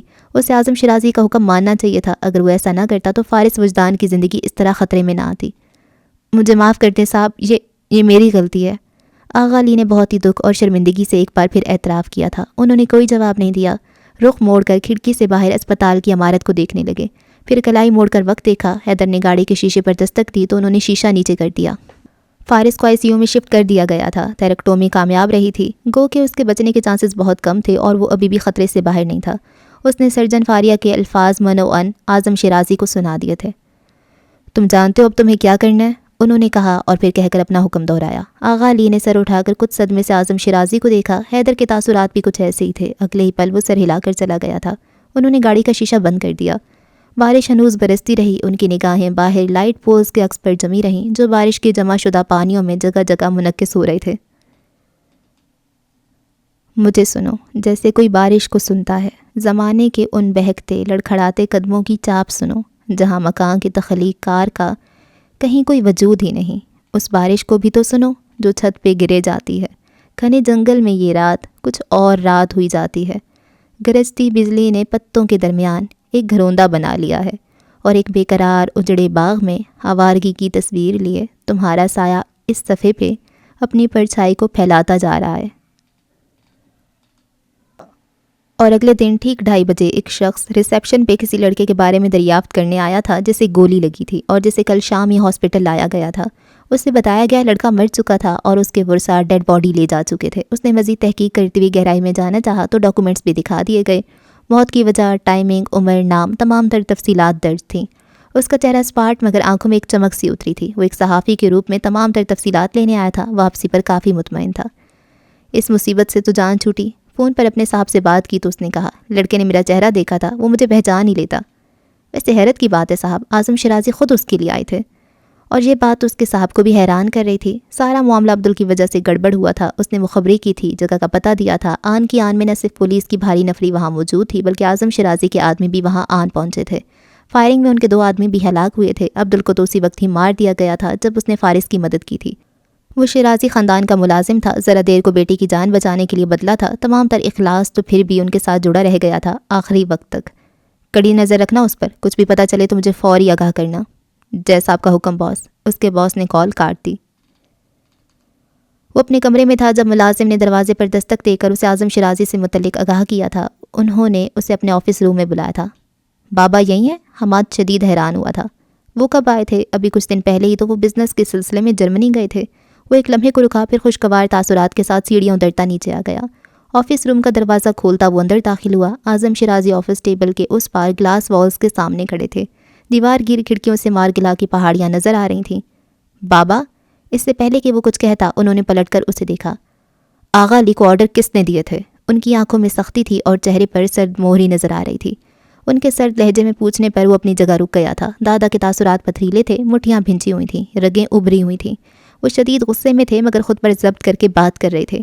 پہلے پہل تو وہ ان کی بات سمجھ ہی نہ پایا کہ آیا وہ کس آرڈر کی بات کر رہے تھے، مگر جب سمجھ میں آیا تو ایک شریر سی مسکراہٹ اس کے لبوں کا احاطہ کر گئی۔ تو آپ اس لیے ناراض ہیں؟ اعظم شیرازی کے تاثرات میں کوئی تبدیلی نہیں آئی تھی۔ اسے یکا ادراک ہوا انہوں نے اپنے داہنے ہاتھ کی مٹھی سختی سے بھینچ لی تھی۔ کیا میں نے تم سے یہ نہیں کہا تھا کہ 1 ہفتے کے بعد ہی اسلام آباد آؤ گے؟ متحمل اعصاب کے ساتھ انہوں نے لب بھینچ کر کچھ برہمی سے یاد دلایا۔ حماد کے لیے اپنے دادا کا یہ رویہ حیران کن تھا۔ آج سے قبل انہوں نے سختی سے دیکھنا تو درکنار کبھی اس لہجے میں بات بھی نہیں کی تھی۔ ہاں لیکن ان کا لہجہ کاٹدار ہوا۔ حماد شیرازی منجمد ہوا۔ ایک بار پھر اپنے دادا کو دیکھا۔ وہ اس سے بے انتہا محبت کرتے تھے۔ کبھی آواز بلند نہیں کی تھی، کبھی لہجہ سخت نہیں کیا تھا۔ وہ اس قدر شدید محبت کرتے تھے کہ وہ کبھی بھی ان کے روب میں نہیں آیا تھا، مگر آج پہلی بار اسے ان کے رویے اور لہجے سے پریشانی ہوئی تھی۔ اپنا آپ عجیب خوف اور مخمصے کا شکار لگا تھا۔ آئی نو آپ سیکیورٹی ایشوز کی وجہ سے ایسا کہہ رہے تھے۔ وہ سنبھل کر اپنے صدمے سے باہر آیا۔ بٹ بلیو می بابا، ایسا کوئی مسئلہ نہیں ہوا، میں بالکل ٹھیک ہوں، سفر میں بھی کوئی پرابلم نہیں ہوئی۔ مگر اس کی وضاحت اور جوابی بیانیے سے نہ آنکھوں میں نرمی اتری تھی، نہ تاثرات سے سرد مہری مفقود ہوئی تھی۔ وہ اس کے دادا تھے۔ وہ اسی غصے اور اشتعال میں متحمل سے کھڑے رہے۔ سب ٹھیک نہیں رہا، انہوں نے ایک ایک لفظ پہ زور دے کر کہا۔ وہ اپنے اعصاب پر قابو پاتے برداشت کا مظاہرہ کر رہے تھے۔ بابا I'm fine. I'm not talking about you. Hammad کی آنکھوں میں حیرت سی اتری۔ بات کیا تھی آخر؟ ماجرا کیا تھا؟ وہ صحیح معنوں میں الجھن کا شکار ہوا تھا۔ فارس نے ہاسٹل جانا تھا، انہوں نے کہا۔ Who is فارس؟ اس کے منہ سے بے ساختہ نکلا۔ سیکنڈ کے 1000ویں حصے میں حماد کو یاد آ گیا تھا وہ کس فارس کی بات کر رہے تھے۔ اس کے لب بھینچ گئے۔ اس لڑکے کے تصور سے اس کا موڈ غارت ہو چکا تھا۔ میں نے آغا سے کہا تھا وہ اسے آپ کی گاڑی میں پہنچا سکتا ہے، ضبط کر کے کہا۔ یہ احساس کہ یہ تمام غصہ وہ ایک ملازم لڑکے کے لیے دکھا رہے تھے اسے اندر تک اشتعال دلا گیا۔ You are not in a position to make such orders. میز پہ ہاتھ مارتے انہوں نے شدید غصے کے عالم میں کہا تھا۔ حماد اپنی جگہ تھم گیا تھا۔ Do you have any idea کہ تم نے کیا کیا ہے؟ بابا You should have followed my orders. متحمل اعصاب کے ساتھ انہوں نے کہا۔ یہ پاکستان ہے، امریکہ نہیں کہ تم اپنی مرضی سے باہر آ جا سکو۔ تم اچھی طرح سے جانتے ہو You have security issues here. اس لیے میں نے تمہیں 1 ہفتے تک وہاں رکنے کا کہا تھا۔ I made it clear to you کہ خطرہ ہے۔ حماد لب بھینچے خاموش کھڑا رہا۔ اس کے باوجود تم نے رسک لیا۔ اس کی پیشانی پر شکنیں ابھر آئی تھیں، آنکھوں میں خفگی کا تاثر تھا۔ بابا سب ٹھیک تو ہے، میں کسی خطرے میں نہیں آیا۔ That boy is in danger because of you. انہوں نے جس لہجے میں کہا حماد اپنی جگہ ٹھہر گیا۔ وہ اس گاڑی میں تھا جس گاڑی میں ان کا خیال تھا تم ہو سکتے تھے۔ میں یہ بات نہیں جانتا تھا۔ You may leave now. اپنی بات ختم کر کے انہوں نے اشارہ کر دیا تھا۔ ان کا غصہ، ناراضی، وہ بھی کسی ملازم کے بچے کے لیے حماد کو ایک دم سے اشتعال دلا گئی تھی، تاہم وہ خود پر قابو پائے رہا۔ بابا I'm سوری، اس کے لب ہلے۔ تم جا سکتے ہو۔ اپنی بات دہرا کر انہوں نے اپنا رخ دیوار گیر کھڑکی کی طرف کر لیا۔ اسے ان کا آفس چھوڑ کر باہر آنا پڑا۔ بند دروازے کے اس طرف وہ کچھ دیر تک مٹھیاں سختی سے بھینچے کھڑا رہا، چہرے پر سرخی آ گئی تھی، آنکھوں میں غصہ نظر آ رہا تھا۔ زندگی میں پہلی بار اعظم شیرازی نے اس پر آواز بلند کی تھی، اور وہ بھی کس کے لیے؟ ایک ملازم کے لڑکے کے لیے۔ اس نے صدر دروازے سے کسی کو آتے اور پھر دستک دے کر اسٹڈی روم میں داخل ہوتے دیکھا۔ ٹو ہیل ود فارس۔ بڑبڑاتی ہوئی سیڑھیاں چڑھتا کمرے میں بند ہو گیا۔ علیزہ نے صوفے سے گردن موڑ کر اسے دیکھا، پھر ببل کا غبارہ پھوڑتی دوبارہ میگزین کے صفحے پر جھک گئی۔ کینچی سے کتر کتر وہ پھر سے تصویریں کاٹنے لگی تھی۔ اوکے جی، تو اس ایپیسوڈ کو ہم یہاں پہ ختم کرتے ہیں، اور کافی لینتھی ایپیسوڈ تھی، اور دیکھتے ہیں اب آگے کیا ہوتا ہے۔ فارس کا وہی بات ہے، پتہ تھا کہ اس کے ساتھ بچپن میں کچھ بہت بہت بری واقعات ہوئے ہیں کہ وہ اب ایسا ہو گیا، کبھی نرم ہو جاتا ہے، کبھی گرم ہو جاتا ہے اینگری ینگ مین۔ تو اور وہ آریان ہی نام تھا نا، آریان کا کیا سین ہے یار، آریان کی ابھی بھی نہیں سمجھ میں آ رہی، لیکن مجھے لگتا ہے حماد نے کچھ کیا ہوگا، خیر بہت کچھ کیا ہوگا۔ دیکھتے ہیں آگے آگے کیا ہوتا ہے۔ اور کل ایپیسوڈ نہیں آ سکے آپ لوگ مجھے ڈانٹنے لگ جاتے ہو یار۔ دیکھیں اتنی لینتھی ایپیسوڈ کسی بھی چینل پر ریگولر بیس پہ نہیں آتی ہے، اگر آتی ہے تو 20 منٹ کی، 30 منٹ کی، میکس 40 کی، میکس 50 کی، 1 گھنٹہ 20 منٹ کی، 1 گھنٹہ 30 منٹ کی، 1 گھنٹہ 40 منٹ کی، ایون تک میں ایپیسوڈز دے رہی ہوتی ہوں، اور یہ بہت ہی مشکل بات ہوتی ہے، ریڈنگ نہیں ہوتی ہے۔ آپ لوگ تو 2x اسپیڈ پہ لگا کے فوراً سے سن لیتے ہیں، اور آپ لوگوں کو لگتا ہے کہ کچھ ہے ہی نہیں۔ آپ یقین کریں، یہ جو ایپیسوڈ آپ تک آئی ہے نا، اس کی ریکارڈنگ میں اور اس کی ایڈیٹنگ میں، پھر اپلوڈنگ میں، پھر وہ ساری چیزوں میں اچھا خاصا وقت لگتا ہے، اور میرے 3 ادر چینل اور بھی ہیں، اور ان کو میں بالکل بھی وقت نہیں دے پا رہی ہوں، تو مجھے ساروں کو بیلنس کرنا ہوتا ہے۔ میری غلطی ہے کہ میں نے اتنی لینتھی ایپیسوڈز دے کے نا آپ لوگوں کی عادتیں بگاڑ دی ہیں۔ اب یہ تو ناول جیسے تیسے ختم ہو، آئندہ سے میں 40 منٹ کی ایپیسوڈ بس دیا کروں گی، بہت ہو گیا تو 50 منٹ کی، تاکہ میں سارے چینلز کو ٹائم دے سکوں، ٹھیک ہے؟ ہاں اب ایسے ہی ہم کریں گے۔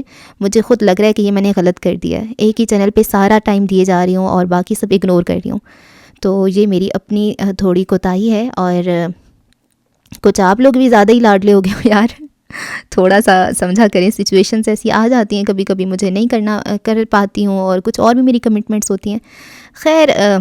اور جب اگر آپ لوگ انتظار نہیں کر سکتے تو اس کا ایک بہت اچھا حل ہے، وہ یہ ہے کہ جب ناول کمپلیٹ ہو جائے تو آپ سٹارٹ کیا کریں۔ اتنے سارے ناولز ہیں جو کمپلیٹ ہیں، آپ ان کو سنیں، یہ جیسی ناول کمپلیٹ ہوگا اس کو سن لیجئے گا، تو یہ ایک حل ہوتا ہے۔ باقی بس دعاؤں میں یاد رکھیں، اور آپ سے اگلی قسط میں ملاقات ہوتی ہے۔ اللہ حافظ۔